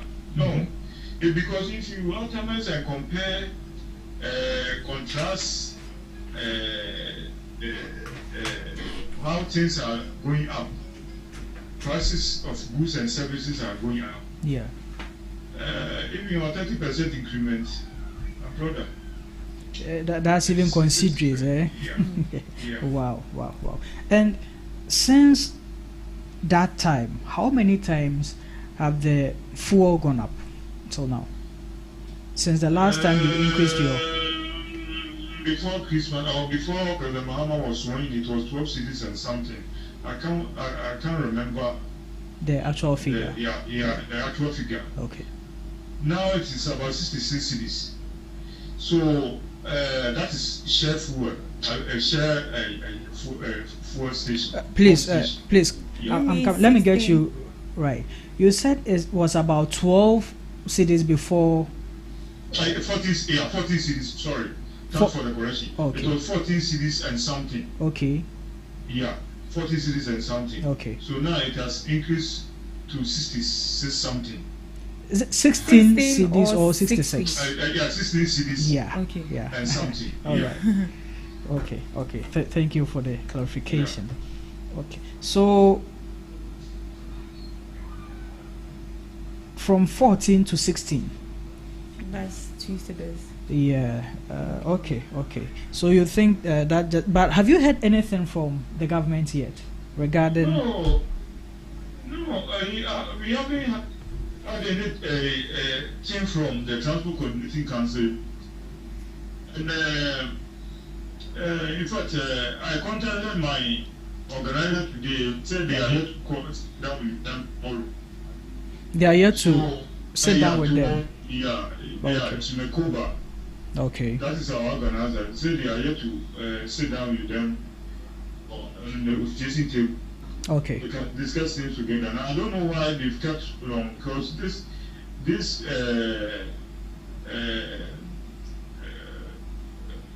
transport increment will affect everything if it comes to effect. It will affect every commodities. Sure. And prices and goods and services in this country. Yeah. So we are still waiting for them. They haven't said anything yet. And drivers keep complaining. Wow. Quarreling and fighting with passengers. Yes. We have no option to increase it, to voice our grievances out. Sure. If they, especially our drivers across the country, Kumasi, Tamale, and so on and so forth. Yeah. Now, let me give you one typical example. If you are boarding a car from Asamankasi to Suhum, taxi was 18 cities. Yeah. But now it is 20 cities. When you give him 20 cities, the driver will not give you a change. So it is not only Asamankasi. Yeah. A lot of places have increased. Places, transport planners have been increased. Okay. So that is the way we thought it should go. Okay. So we have no option. Sure. We have no option. Sure. If the drivers feel so good, that is up to them. Okay. But however, we sat down and made our own calculation. That is the way it should go. So that is it, my brother. Okay. Okay. Before we leave you, who are the people you engage before taking some of these actions as to increasing your association? Our association, yeah. The component of GPRT is it's made up of GPRT, Protea, concern. Okay. Because if you come to our institution, yes, sir, we have all those representatives. Our former chairman, yeah, Alhaji Issa Siaka, he so rest in peace. Amen. It's a big mine in GPRT. If you go to Kumasi, yeah, he has some buses and other commuters that run from Kumasi to Tamale. Okay. And then we have all the representatives from other unions. If you go to Kumasi, if you go to Kufu, but what in aka Kubilikuli, yeah, is also a representative. He is in charge of taxi union in Kuforidia. Okay. So we have all these representatives. So we don't just come out with transport fare increments just like that. We sat down with them and then we negotiated and see the way forward. Okay. Okay. In regards to the fuel increments and all these astronomical inconveniences that you spoke about earlier through your submission, what do you think in the government's capacity could be done to subsidize all these? Well, we don't advise what the government should do. Okay. But we just tell tell the government, but we just advise the citizen that this is the way to go. We were lucky enough, as I initially said, that a representative from Transport Coordinating Council called us that we wanted to have a meeting with us but for now, the meeting has not yet come on. Okay. So we will tell the government, or in other words, advise the government to increase the fare, to allow us to increase the fare, because spare parts is going up every day. Look at oil, car engine oil. Yeah. Look at insurance. Look at, we have itemized all these components in our press release. So if you look at it, you will see how things have been increased.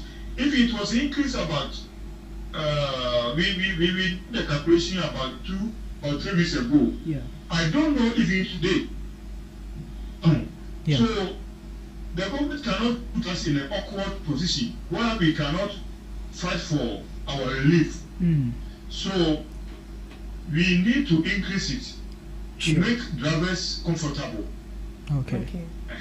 So we put our grievances out.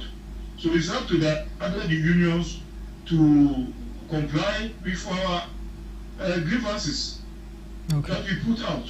Okay. Yes. So with regards with what you said, that the authorities haven't come out to say anything about the increment of fuel or anything, but don't you think it is appropriate enough for you to hear from the government or meet with the government before increasing the fares? Yes, that's why we hold our brief. We suspended it. It could be increased on the 10th of this month. Okay. So, a representative for Transport Coordinating Council called us that he begged us to suspend it until further negotiation. So, the meeting has not come on. I was told this morning that the meeting will be coming on tomorrow. So, we are still waiting. When you want to increase, you suggest transport increment. You don't go to the government PROs and seek advice from them. You think what would they say? If you go to a government PROs and ask them that I want to increase transport fare because of this and that, what do you think they will say? Politically, what do you think they will say? So ours, we only sit down with the Transport Coordinating Council and a representative and suggest to them that this is transport increment and we have come out with, and things are going up. So this is what we, so then they will tell us what's the way forward.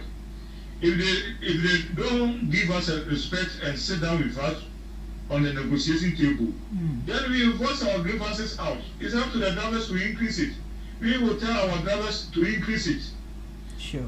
We put our car in a car station with our board and write the price. If you want to on it, if you want to go to Kumasi, and if you want to go to Tamale, you can decide to board our car or go and stand on the roadside and wait for a car to go. So ours, and then if you are a union, you can follow suit. But if you decide not to follow suit, it's up to you. So we don't impose or force anybody to increase fare. When GPRTU come out with a fare, nobody question about it. A fare increment, nobody question about it. But when other unions suggest something, then it becomes problematic. So we only deal with a representative from Transport Coordinating Council. We don't deal directly with the government. Okay. Because our government also have a representative in the Road Transport Coordinating Council. That is a minister of, either the deputy minister or minister of Road and Transport. Sure. Okay. All right. So that is it, my brother. So in summary, you are saying that you don't meet with the government to discuss the increasing of fare, but rather you suggest to them. Is that what you're saying? That a representative from road and transport like community council represent the government. Okay. All right. So if a representative from road and transport community council said you meet us, it means it's from the government. Okay. It means it's from the government, and we don't know what's going to get with us.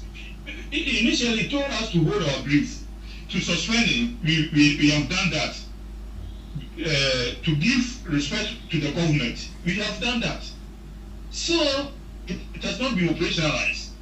We are still waiting for them. They claim to meet us tomorrow.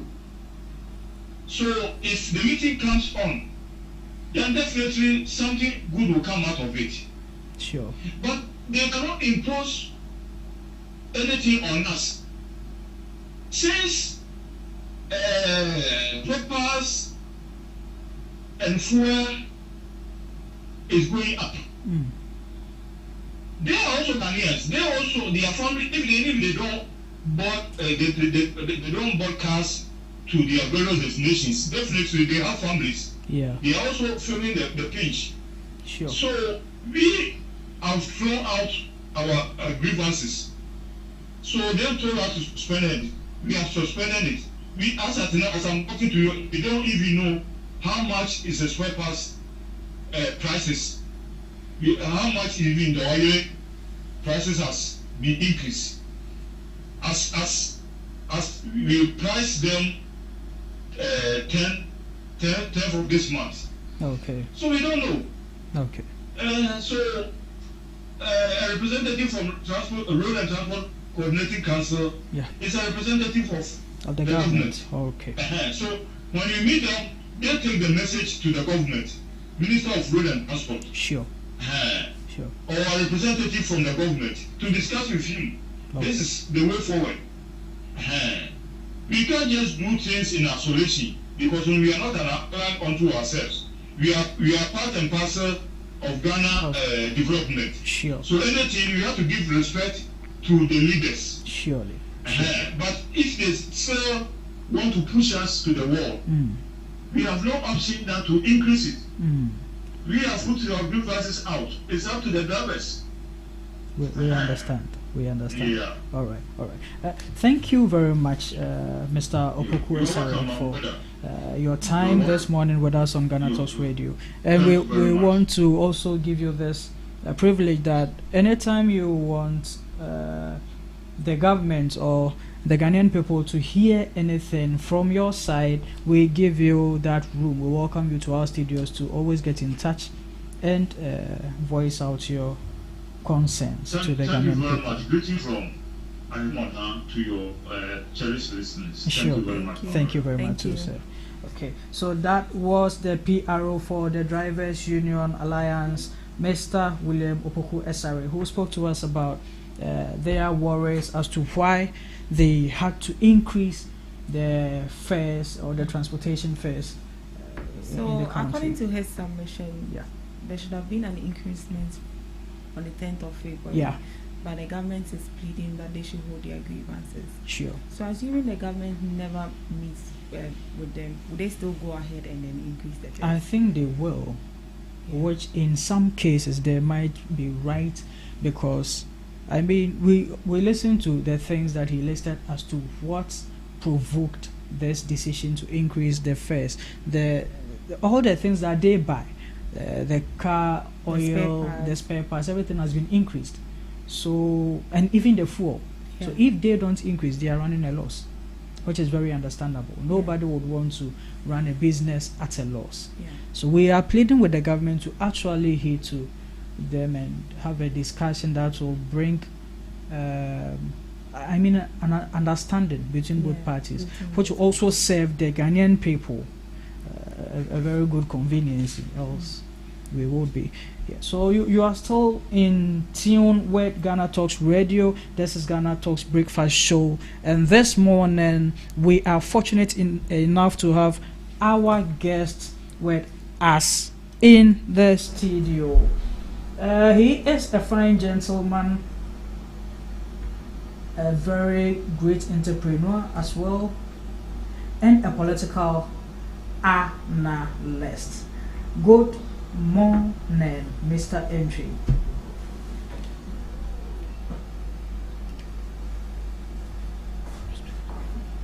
Good morning.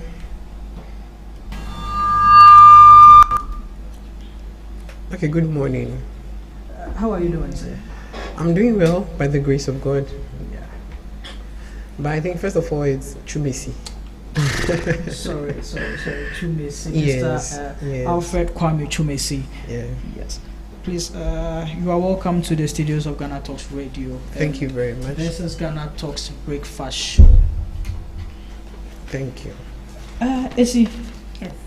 We are about to delve into some conversations that we've been doubling about, as we have the political analyst with us, Mr. Chumesi, in the studio. So once again, this is Ghana Talks Breakfast Show, and you can join the conversation on all our social media platforms, on Facebook, on X, on Instagram, and on TikTok at Ghana Talks Radio. You can also join through our website www.GhanaTalksRadio.com, or via WhatsApp. You can send your comments and views to 0202-544-614, 0202-544-614. Yes, Mr. Chumesi, you are welcome once again. Thank you so much. Yes, sir. It's been quite an interesting week, as to say, with some of the things that has been happening throughout. One of the major issues that have popped out in the last 24 hours has been the discontinuation of some legal cases against some NDC members. These people were actually standing trial and prosecution from the previous Attorney General or from the previous administration. But this new administration has come in and discontinued the process of prosecution, which has raised a whole lot of conversations around it as to is it some political motivation behind it, some political biasm against, because it doesn't really sound right to anyone. Or they just don't want to follow procedure. Yeah. First of all, I would love to say a very big good morning to all the listeners of Ghana Talk Radio. Am I right? Yes, sir. Yeah, and I would also want to apologize for being late. I was supposed to be here before 8:20, but we all could bear witness about the traffic in Ghana here. So I apologize to the listeners and to all the officials of Ghana Talks Radio. Yes. Honestly, we are going to talk about the discontinuation of the cases that have been filed against the National Democratic Congress officials by the Attorney General. And what I would also say is that the discontinuation of these cases were designed to weaken the National Democratic Congress, which is the NDC. Being it in a sense that these cases have been filed against some key formats or some key people in the National Democratic Congress, like the former minority leader Dr. Cassell Atto-Forson, and the former NDC chairman Samuel Ofosu Ampofo. And it is all coming from the past administration, which is the Ekufuado and the Bawumia administration. Because now we have the minority and we have the majority, and it happens to be that the majority outweighs that of the minority. The micro minority. Thank you very much. And even Afenyo Markins doesn't want to be called the micro minority. He says you should call him the mighty minority. So they are doing all these things just to fight against or to weaken the new administration, which is the Mahama administration, just to get in touch with these key format people in order to make the new administration have a lot of difficult tasks to achieve in this particular 4 years. But one thing is that these causes were part of a circulated effort to intimidate NDC officials. So if I'm getting you right, these charges against these people were just to intimidate. Yes. So the charges bear no substantial grounds to, prosecute these people. They bear substantial grounds to persecute these people, but the motive or the rationale behind their cases being against the new government is to just weaken the NDC. But I'm not saying it from a perspective where someone would think, oh, probably I'm an NDC member. No, I don't stand with any party. Okay. I stand to be neutral. But when something happens to be obvious, we need to talk about it. We need to make it clear. Because all these people, they are just making those cases against the NDC, and it's making them call His Excellency John Dramani Mahama a clearing agent or something. Yeah. No, but see, before the NPP came to power, there were some cases hindering. When they came, they cleared some people. Whilst they were in power, there were cases against some of the NPP officials, and they were cleared, which is why the former president Nana Akufo-Addo was tagged declaring agent. Now, if same instance we are seeing now as to the NDC being in power and your people standing charges, and you discontinue these charges, don't you think that people are justified to call you also clearing agents, because you are actually following precedents? Yeah, that is very true. But one thing is that we all have to bear with the current president, His Excellency John Dramani Mahama. There are certain things that he's putting in place, and it has to take with time. I don't know if you are getting it. It has to take with time. Though the NPP are pulling out their charges for him to discontinue some of these cases that has been tagged against the NDC. But the only thing I can tell you that all these things are just tagged to the NDC just to weaken the party. No, but by your earlier submission, which I asked you that, do you think these charges bear no substantial grounds to prosecute these people? And you said, oh no, they did. So if they did, why discontinue it? Because, see, let's say when it was you in minority in opposition, which you can say that, oh, these people are using this to weaken me. But it couldn't weaken you. You've come to power. If your people are truly innocent, let's continue the case. Let them be declared innocent by the judges. Why should the Attorney General discontinue the case? Because he has the ultimate power to, and continue or discontinue. Yes. So he choosing the obvious. You were appointed by the president of the NDC. Yeah. His people are standing charges. You discontinue the process of prosecution. Doesn't it say something here as to, I don't know if you've seen this our able journalist Manasseh. His write-up. He's actually trying to tag Mahama as a clearing agent as well, which is justifiable. Very true. Yeah.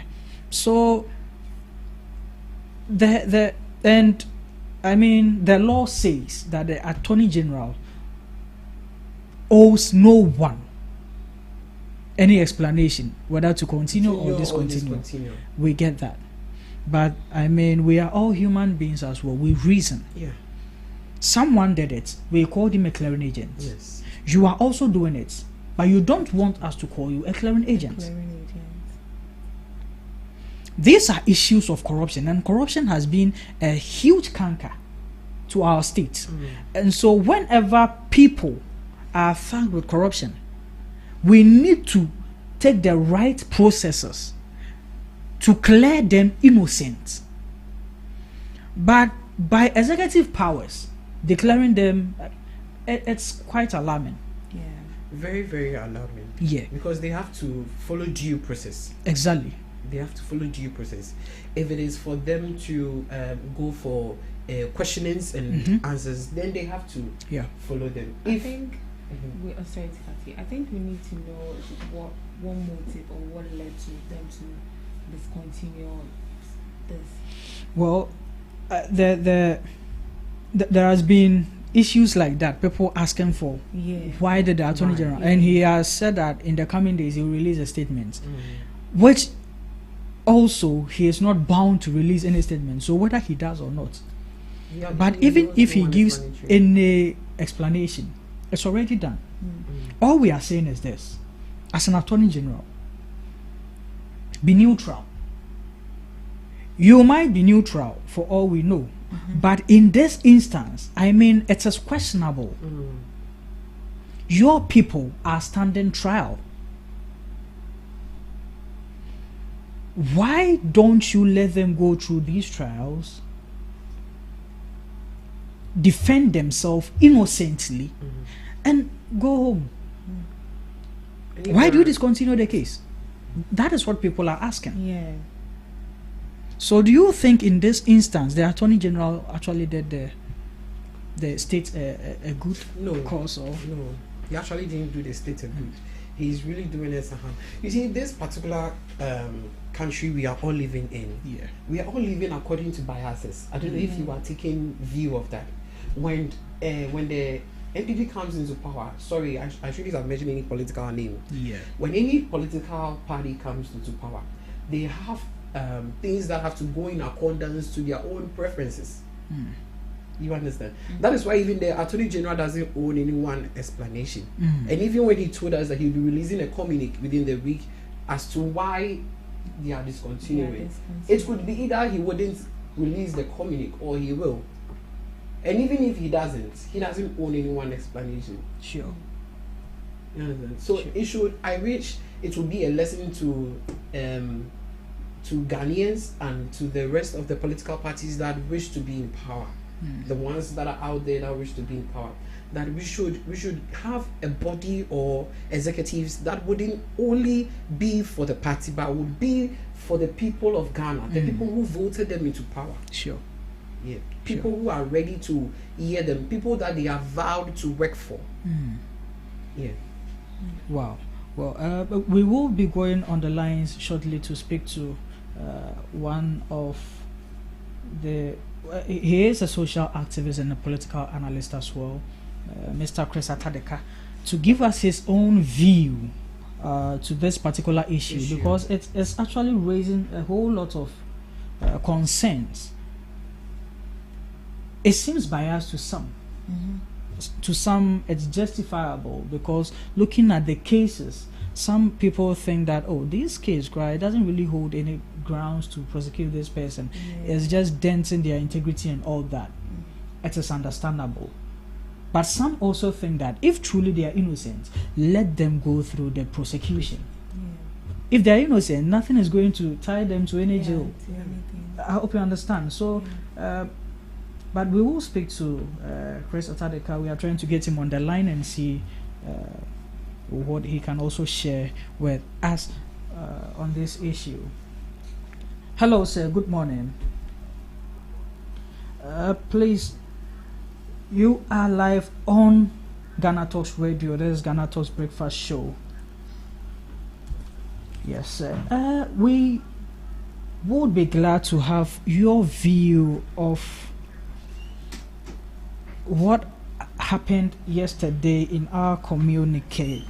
The Attorney General has discontinued some cases which were raised against some NDC officials. There is a conversation around it that that wasn't a very good precedent, because if your people are standing trial, let them go through it. If they are innocent, they will be declared innocent. Why discontinue the case?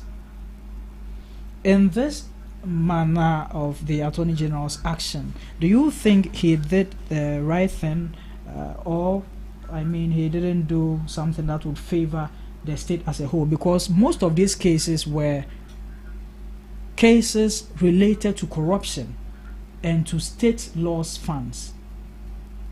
So with the Attorney General's action, what would you have to say about that, sir?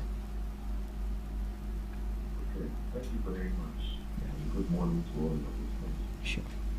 And viewers, if you have a viewing platform also.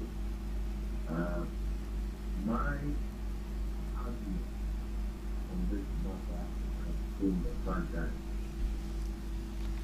prior to the 2016 election, we had the best opposition entity, promising Ghanaians a number of things.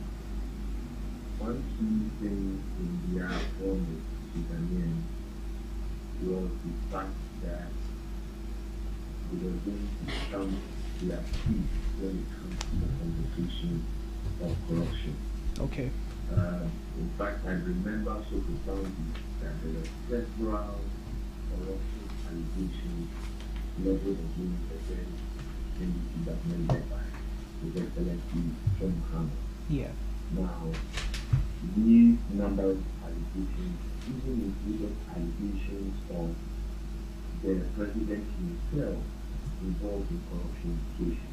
Yeah. So one would have expected that all the allegations came with some substantiated levels of evidence or elements of evidence to prosecute. And I remember that South Africa then the opposition leader, the leader of the NPP. Yeah. Hello, sir. Please, if you could raise your voice a little for us. Okay. Yeah. So part of the made promises that he was going to prosecute and he was going to fight for the Ghanaian people and fight against corruption. Yeah. So the FDP, lo and behold, won power from 2016. Now, a lot of the things Ghanaians expected was that they were going to initiate prosecution processes, to make sure that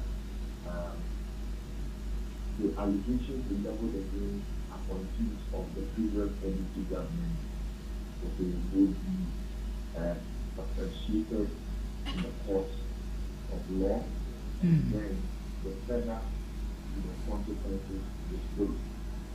Now, the NPC has 2 terms. Yeah. And working 8 years in government to make this promise fulfilled. Yeah.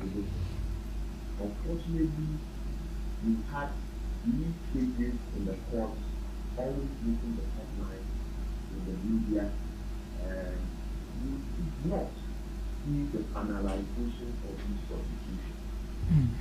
So, if you even as a party that was in opposition, you promised to fight corruption and to prosecute people you had alleged that they were involved in corruption activities. When that and now you say that you initiate prosecution and you are not able to finalize the case. I do not know what excuse you are going to give to that. Now, when you reference the famous Abuja case, Yeah. that fact is 2014. Yeah. And that was during Muhammad's time when he was a president. He initiated prosecutions against his own appointees. Sure. Now that corruption case happened in 2014. And the first thing was that in February 2018, we are looking at probably a period of 4 years. Yeah. To see it, finally.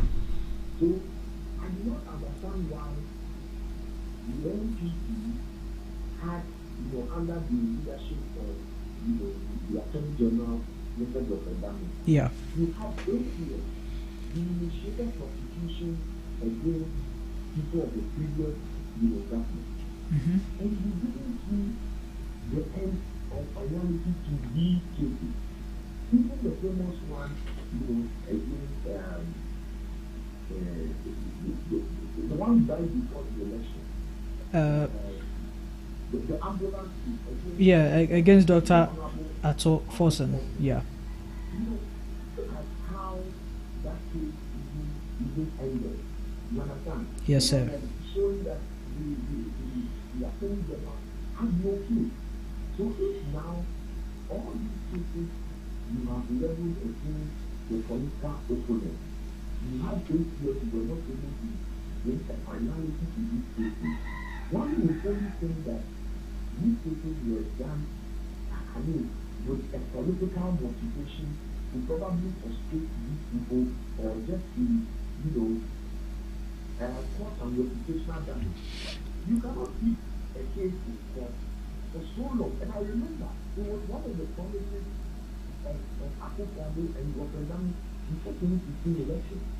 He made reference to the fact that there have been corruption cases in the past, and these cases have taken so long. When they come, yeah, we're going to expedite the process to ensure that you see the justice they are seeking from public officials who steal from the state. So if you have 8 years to even prosecute, right? And then most recent evidence of the case that took only 4 years for somebody to be convicted. But and you see them, and now you want for the NDC government to now take power, and you are clear, they are discontinuing the cases because you feel that there is no evidence. But if you have evidence, against these people, if you have evidence, incriminating evidence, you would have gone ahead to prosecute. But you didn't do that during the period. And now they are discontinuing the cases, filing a no prosecute, and you are saying that you do not understand. But sir, if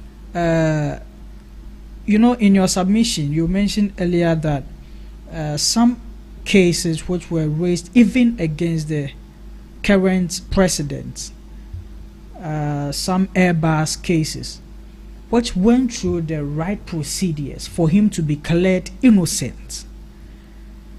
And also, as you mentioned, that it seems these cases, which has been discontinued by the current Attorney General, were politically motivated from the camp of the previous administration, just to intimidate and frustrate the current administration as when they were in opposition. If the current Attorney General has also discontinued this issue, don't you think people are also going to say it was also politically motivated? I do not get the info of the question. Okay. But my response is that we had a president, an example, in 2014, the initiation of issues in foreign policy. Yeah. Now, when there was a change in government, right? Yes. In 2016, 2 years after 2018, you have some narrative to that particular trial. Yeah. Because there was technical of the investigation of those trials. Yes. For that particular trial. So my question is that if when you see issues like the airbag, and you even have the office of the federal prosecutor, clearly, the now president, the definitely John Mahama, of that particular allegation that was leveled against him by the British opposition. Yes. Yeah. You have it cleared by the office of the federal prosecutor. Yeah. NPP, you're not about this, you're second. Yes. Issues of corruption. So my point is that I do not appreciate the much ideal about nothing approach when it comes to government officials and corruption issues. Yeah. Because The point is that the fight against corruption has nothing to do with NPP or NDC. It doesn't really have anything to do with you belonging to a particular party. Sure. When it comes to giving opportunity to you in any government position, and the person is from the state, whether the person is NPP or NDC, the person needs to show the consequences because it is the law. The law does not know political party. It shouldn't be favoritism in the enforcement of the law. Yeah. So, for me, if you have the evidence, prosecute the person and let us see the finality to the case. Yeah. We had other cases. Previous government.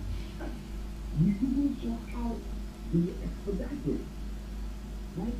Yeah. When you was in less than 24 hours, and you are seeing between court judges, new panels to sit on a particular case. Less than 48 hours. I'm trying to tell you that somebody has taken from the case. That case is not so important that you fast track The process of prosecution. Yeah. Yeah. You understand the plan of this? Yeah, I truly do. So for me, I think that it's either probably, and my point is I may be wrong, but the only reason that will make sense to me Yeah. as to why the NPP below is executing members of the NDC. Yeah. If that may be the two of them in secret door, have a gentleman agreement. Yeah. Yeah. So that when you guys get power, they will continue with it. That would be the only reason. But it doesn't make sense to me that you campaign heavily on corruption and say that you want to fight corruption. Yeah. And at the end of the day, you are giving the opportunity to 2015, from 2015 to 2024, Yeah. to make sure that anybody who has been corrupt is caught, whether NPP or NPP. And we had a case where they do a number of the NPP company was led by the president. Yeah, sure. And The office of the special prosecutor that they set up, had evidence to suggest that these people had to, they had taken action that had to be taken against these people. yeah. Yeah, but you see, Mr. Atta, that point you made right now is why people are actually really concerned now, because they believe that the previous president or government used to clear his people, even though there were allegations made against them, or probable cause of evidence against them to prosecute them. Now, a new administration has come to power. People are actually saying, this is why we voted him out. We want you to come and do different. So if you also, under your administration, people who face prosecution are being cleared as it is being tagged since yesterday, then you are actually following precedents of the same thing we were fighting against. Yeah. Sure.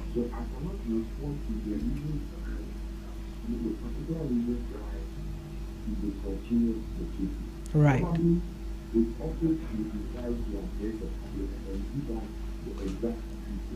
Sure. Yes, sir. Yeah. Yeah.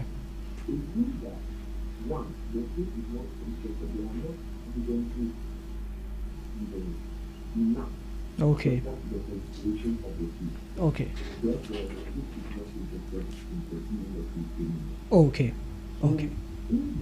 I understand that when you have any more evidence against these people, yeah, you say that we should continue because of the case keeps holding those people accountable to certain procedures. One, you appear before them.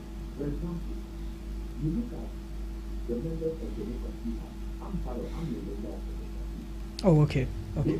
Our colleagues that were arrested yeah, and remanded Yeah. For protesting. Yeah. Exactly. Are you aware that these people before their trial safety and their prosecution safety, they have to always appear before court? It was either Monday or Wednesday. They were always appearing every 2 weeks or every 1 week. They were always appearing in court. Wow. And the thing is that you keep doing this, this is another issue. Sure. Give you another example. Somebody like Kim Bucket, one of the conveners of the social country demonstration. Yes. When he was tried for people, I remember that the pastor was being convicted as part of the case. Wow. Further down, he didn't have the ability to carry out a certain number of years. Wow. So that's what I'm saying is that when you put somebody in a criminal prosecution, Yeah. and there are any things that will not allow the person, I mean, there are any elements, I'm not doing that, but you probably can speak the law and they can give you the condition. Surely. The person will not be able to do certain things, occupy certain positions, you understand? Yes, sir. What is that? You say you have the evidence. The evidence, and analyze The prosecution. the person will know their case. Sure. And their life will move on. Sure.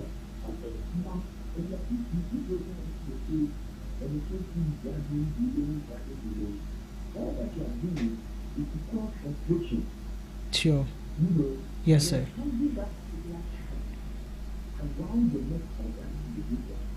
Okay. So my point is that if you look like you only see the things of your people do, which is why the man says, you are looking to your intelligence of people. Yeah. I'm Yeah. thinking that if there were evidences against these people to continue the cases, I'm sure that the attorney general will continue those cases. It's just like in the case where Abu Bakr Yeah. started with doing the Yeah. when there was a change in government in 2016, the trial case continued because evidences were there against him. And that is how he was sentenced in 2018. Okay. And I'm thinking that the trial started immediately when MPC took power in 2016. Sure. Most of those trials that we are talking about, they started in 2017, 2018. Yes, true. So how long would you be building a case around somebody's neck if you reduce because you have all the incriminating evidence? Sure. For example, look at the police case. Mm-hmm. And remember that there were several examples where a guy really had to be changed. Yeah, to be transferred and all. Because there are times when we discovered several separate offenses, you know. Sure. I even remember that one of the evidences were just booted out of there. Yeah. I even remember, I recall one of the evidences were just booted out because that evidence was actually in favor of the man standing trial. Yeah. I mean, these are the things that we keep doing. And if we will not come to, I think that the conclusion of the matter is that, Yes. that the political parties probably use these prosecutions as a way to frustrate their political Opponents. Okay. If a political party has, evidences against, an individual for corruption, Yes. you shouldn't take more than 5 years, 6 years. To prosecute them. Yeah, that's right. The person has told on the truth. And I'm sure there are cases where when people even take people to court, it will not take so long. Yeah. For example, the case, for example, level against accusing. Yeah. The capital bank. Yes. Yeah. Sure.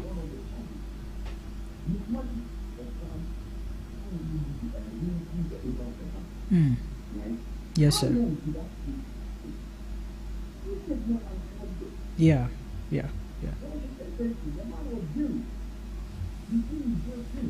Sure. It takes too much time. Yeah.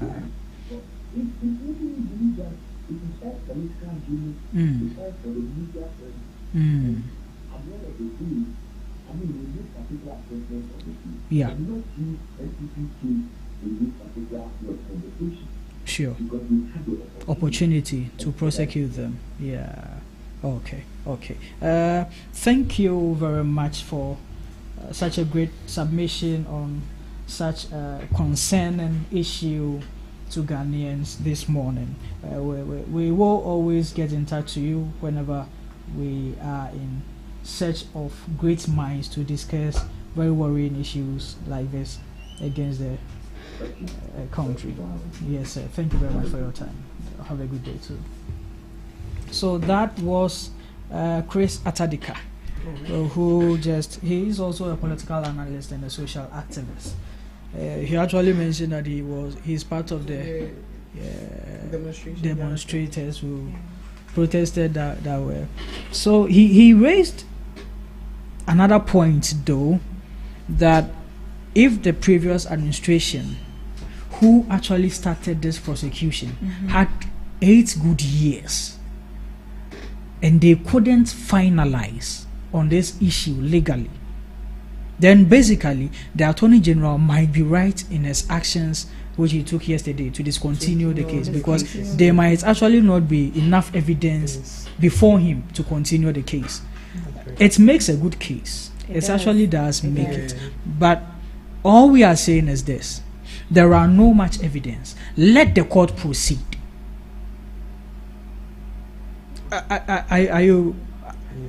Let the court proceed. Without evidence, the court itself will discontinue. But if you take it into your own hands to we are discontinuing, if they bring this case down, you see it raises alarm. It really does. So no matter the justifications they have or they are going to give, we think that they should have been the right way to have done it. I'm not a lawyer, I'm not a legal practitioner, but by common sense, to just make, because corruption has been a huge factor of conversations as a country. So if issues of corruption pops up, we need to deal with it with some level of transparency. Anything that will cloud certain things will make it questionable. So but you were about to say something earlier on before Chris came. What I was going to say was what the social Chris spoke about. That if the NPP had about 2 terms and couldn't get concrete evidence on such cases, then why whatever the Attorney General is doing, it's like he has knowledge about it. Okay. So but is there any other thing you would want to? No, I don't. All right. So we just hope that he has stated that in some coming days he's going to release a statement as to why. That is what we are all looking up to. Even though he doesn't owe us anything. We just pray they have a concrete reason for why doing they that. have to discontinue. Sure. I don't know, but after listening to Chris, it is actually giving me another perspective of the whole thing. Because I mean, if there were evidences before the Attorney General, it would have been difficult for him to just squash the issue like that. And you had 8 years with evidence, as you claimed. Why didn't you prosecute them? Why didn't you finalize the whole issue for 8 good years? 8 good years. I mean, they've had enough time. Ghana we did. Yes. So there was another issue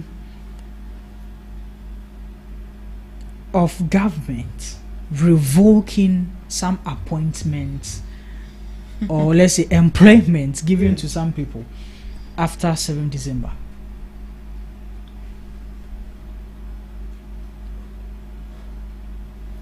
Why? That's the question. I mean, why would you do that? Why will you terminate people's contracts or employments just when you're about to leave office.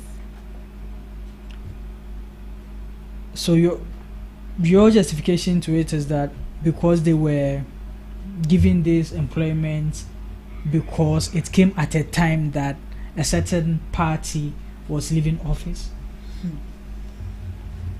Is that it, Issy? I can't say to that, and I don't know the reasons backing it for him to do that, because in our headline we saw that there were some irregularities as to some people failing to bring in their applications, and there have been some allegations that some people were not fit for that office. So it has to be like who you know. Is it because I know this person, that's why I want to appoint him as at this time? Just at the end of your office, of your term in office, and then you want to appoint these people. Is it based on protocol, or you think they have the ability or the capability to be fit for that office? Mr. Jumezi. Yeah, so I signed with Honorable Felix Kwache, the Minister for State for Government Communications. Yes. You see, during the latter days of the past administration, there was massive employment and recruitment in institutions and industries. And these people were not providing legit application letters. Which is very wrong. And it becomes a very criterial thing that would affect the next administration, which is the Mahama administration, and would create financial burden on them. Are we getting the point of that? And these people too were people were not that much authentic. When I say authentic, I mean they had no idea about whatever they were going to do in their place of institutions. Yeah. Really? Yes. Incompetence too is one. How validated is that allegation?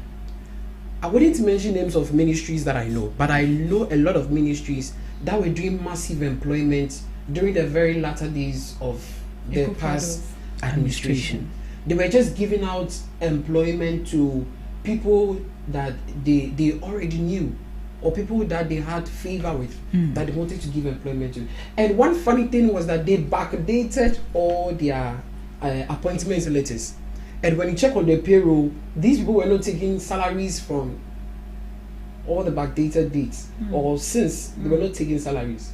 And you see, when it happens like that, it gives problem to the next administration. Because why would you give employment to people? Why would you give employment to people who have no knowledge about the job, and when they get into the field of work, they begin to give problems to their managers or to their CEOs where they find themselves. So it is good the government revokes all these appointments. Okay. But so my question is this. Were there actually spaces for employment in these people where these people were being occupied or employed? Were there spaces of employment? They were. So if they were, you come to power, you take them off. Who are you going to replace them with? We have to come to a decorum where we will deal with people who are equipped for any position or any position. Okay. Where would understand that the people of Ghana or Ghana as a whole have people who have much idea about whatever they do. Okay. Let me put myself in a position personally. All right. I have a background in procurement and supply chain and logistics. Okay. Now you take me to work in the firm of banking. It's a two different sided thing altogether. Yeah. Sure. Because one, I do not have background on that. But let's say if I know someone who is probably an official in any of the banking sectors and gives me employment over them, when I get there, I find myself wanting. And it could be that there is someone who also have great knowledge about banking and is sitting home just because the person do not have or do not know any official in any of these banking sectors. So it is just in line with that. So in this case, are you saying that all those appointments that was made were politically motivated? Yes, they were politically motivated. Really? Yes. And whoever is going to replace them by the new administration, you think or believe is not going to have any political motivation behind it.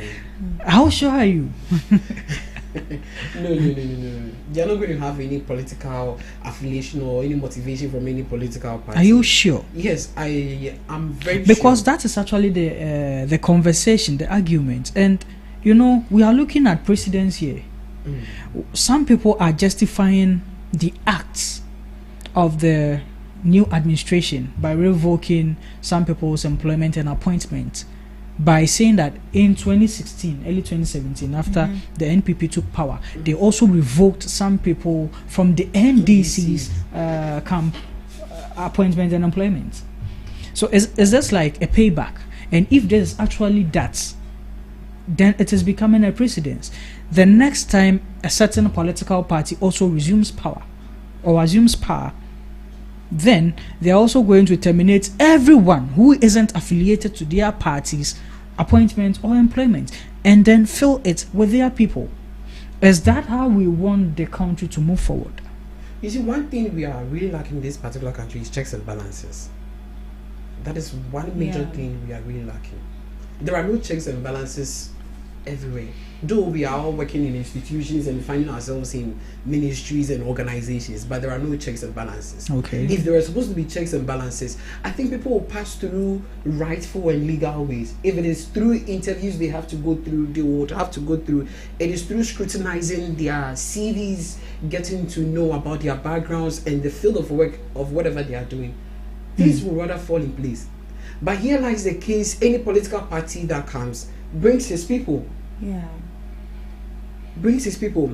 Recently, about the appointment of ministers and other CEOs in other institutions, we realized that it became a whole lot of problem where people started finding issues with some places. The president of the country, His Excellency John Dramani Mahama, is taking other people's to, like Abe to Cocoa Board. It became a big problem.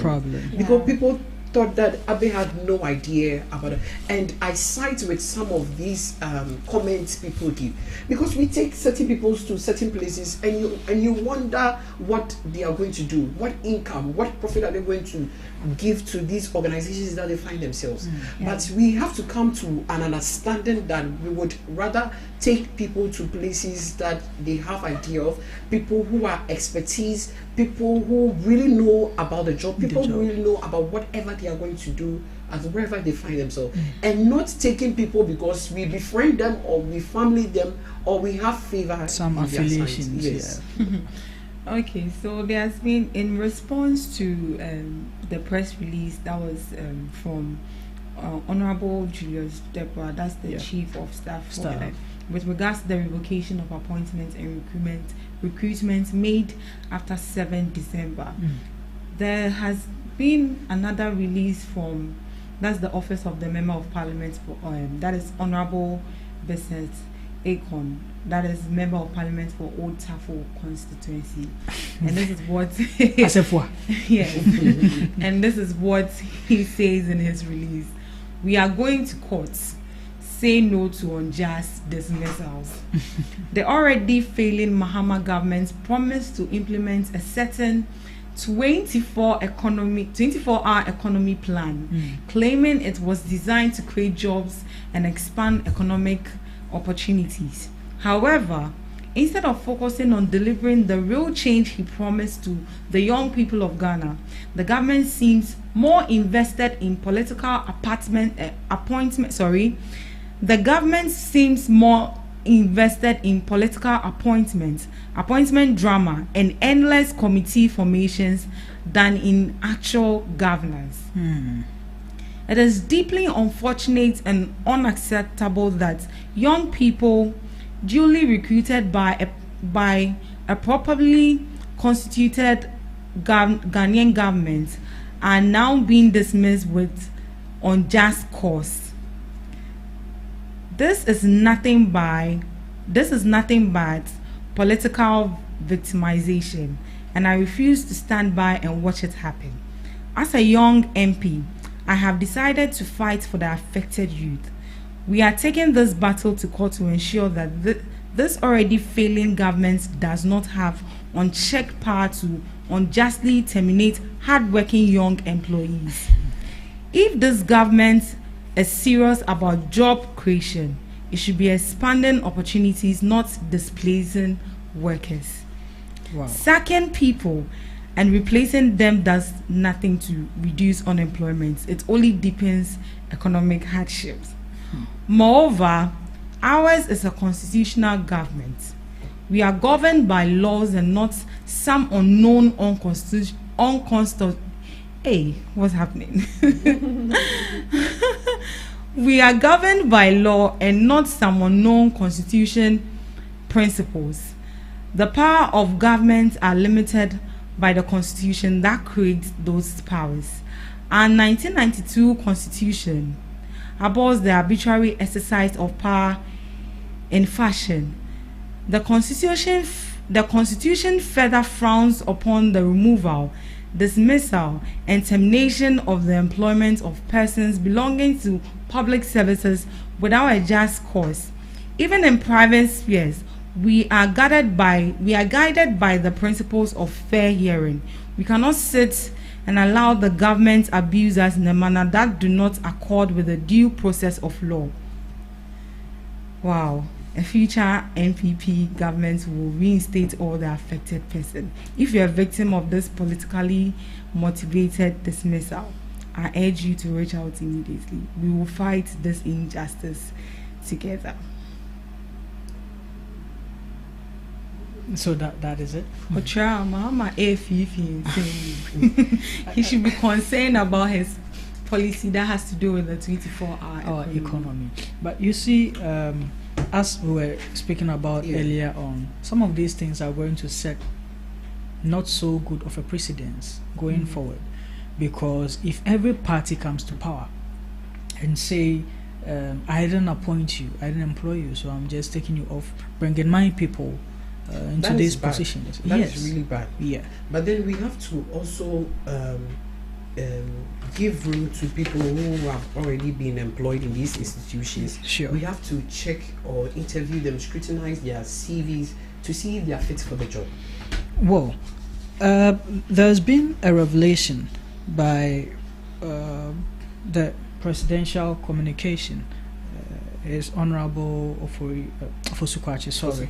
He once stated, and I can really recall that during the transition process, they spoke about these things, that there shouldn't be any appointment made as at then that the NPP has lost power. So for them to go forward and bypass that communication both parties had, and appoint people into places and offices, they stand to be justified by nullifying or revoking these appointments and employments or recruitments. But then also let us look at unemployment is such a huge so if there are spaces that can actually accommodate some people, just because of some political scores, should we unemploy them? I don't know if I'm making I'm getting your yes, because these people need job. In fact, every day, every party that comes to power, one of their major political campaigns is regarding employment. So if some people have been employed, which is actually going to reduce the rate of unemployment, and you come to power for political scores, you unemploy them again because it wasn't you who employed them, or like whatever reason it could be.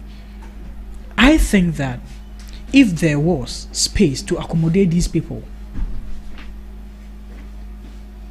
let them be there, unless of course they weren't competent enough to hold such positions. But if they were, why take them off? Because there hasn't really been any communication regarding why they unemploy them or revoke these things, except that it has some irregularities and was going to cause some financial. Honestly, these things don't justify it to me. It doesn't. If the space was there, and if they were capable enough to hold those positions, they should be there. That's my take. If they were capable enough to hold those positions, they should be there. Because employment is one thing that we've been crying about. It's an alarming issue. It is, because this is going to set a very bad precedent for us. And just listening to the just released statement by the NP as if that the incoming administration of the NPP is going to reinstate all these people. Now, if they are reinstating these people, who do you think they are going to reinstate them with? They are people. They are people. So, to them, they feel like, okay, you've taken our people off, you've brought your people. When we come to power, we are taking your people off, we are bringing our people. That is one bad thing. Exactly. So it's just going to be a if they are not cycle qualified for the job. See, we need to have a structure, a system or a measure to get to know how fit or how qualified or how competent someone is for a particular position. For that one, fine. Yeah. But then, if they actually do fit or qualify, and you take them off just because of some political affiliations, that is wrong. This country doesn't belong to any political party. It is for the citizens, regardless of who I'm affiliated to or who I vote for. At the end of the day, my tax works for the country. So if I'm benefiting through employment in this country, it is justifiable, regardless. But to make it a point, like, no, this shouldn't be encouraged. This shouldn't be encouraged. Shouldn't be. No party member should justify this.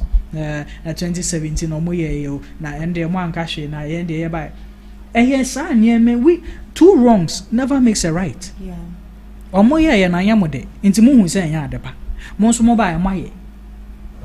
Where do we go from here? I hope it's understandable. So please, to the Chief of Staff, to the current administration, His Excellency John Dramani Mahama, these are not healthy precedences for us as a people and as a country. These are not. We should move away, outgrow this kind of political gimmicks or whatever we think. I mean, showing muzzles to each other just because we are political opponents. It doesn't serve right. At the end of the day, the people are the ones who suffer. So please, to various authorities, to various leaders or leadership, we beg you, as a people, these are not the things that we want to encourage you people for. If we are qualified, let us be there. If we are not, fine. But for political scores, you unemploy us and bring your people on board, allegedly, no, that is not healthy. A healthy precedence. That is not at all. That is not. Yeah. Or is he a amount? No, it's not. It's not. And I think Mr. Chumesi would agree with me. Oh yeah, I really agree with you. I side with you a lot. Sure. So to our next topic, which I mean we've spoken to some of their representatives already. Okada legalization. We couldn't get their PRO.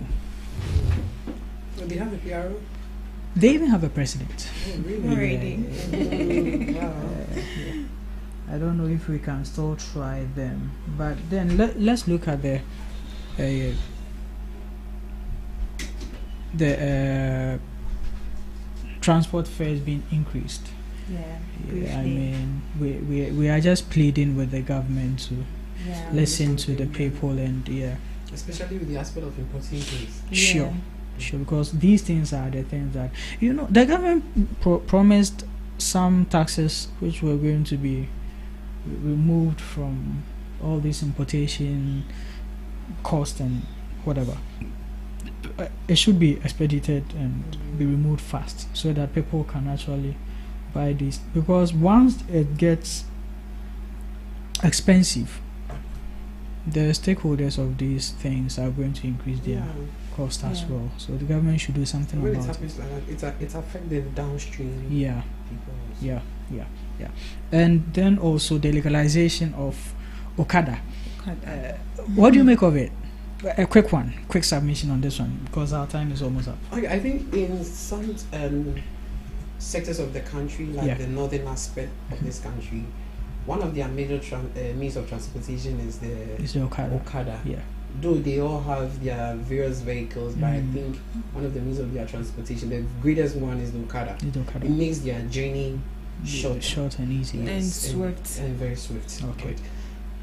In Accra here, it is not one of our major means of transportation. Okay. Yeah. Our major ones is the vehicles, the trucks and but you see, the Okada, I don't know if they are listening to us very well. Okay. They really have to pay attention to the way and manner they move around in this particular country. Yeah, I think the minister mentioned that this time around, as they are going to legalize it, they are going to give them proper training. Yes. And license, and so it's going to at least. And it will surprise you that most of them do not pay clear attention to road signs. Road signs, especially to traffic. They do not. Yeah. No, and when you visit Kolebu Teaching Hospital, a lot of accident cases that comes are from Okada riders. But I sorry to cut you, but I don't know if it's just in Accra. Because sometime back when I visited Tamale, they respect the road signs. The Okada drivers respect the road signs. That is what I'm saying. That for there, it is one of their major means of transportation. Okay. So they really pay attention to the road signs. Yeah. But when you come to the capital here, that is the major problem we are facing. Wow. They knock you down. They do not pay attention to the one who is hurt, and they just ride away. So if there is going to be any legalization, then I urge the Minister for Roads and Transport to also take these into consideration. And I'm really grateful he has even seen that and he's taking them into consideration. Yeah. We really have to take notice of them. Because of the way and manner they ride around. Okay. Yes. They are all good. To most of us, when you are going somewhere, because the traffic in Accra, sometimes it's very hectic. When you are going somewhere, you are far behind time. Sure. People even want to catch their flight and they are late. They get on this Okada and they get to the airport swiftly and on time. Wow. Okay. So, all right. So I think that will do with our conversation this morning on Ghana Talks Breakfast Show. This is Ghana Talks Radio. We thank you very much for making audience with us this morning, and to Mr. Chumesi Alfred, thank you. We really enjoyed your submissions and your in-depth knowledge on such issues. And to Chris Atadeka, who made time to speak to us on phone, we thank you, sir. We will always knock on your door for further discussions. AC? Yeah. My very able AC that I'll be worrying today. Thank you, AC. Such a great show. Yeah. Up next is DJ Rock, and he will be coming with music request box. So keep staying tuned as he comes your way. Thank you, and see you same time tomorrow. Bye bye.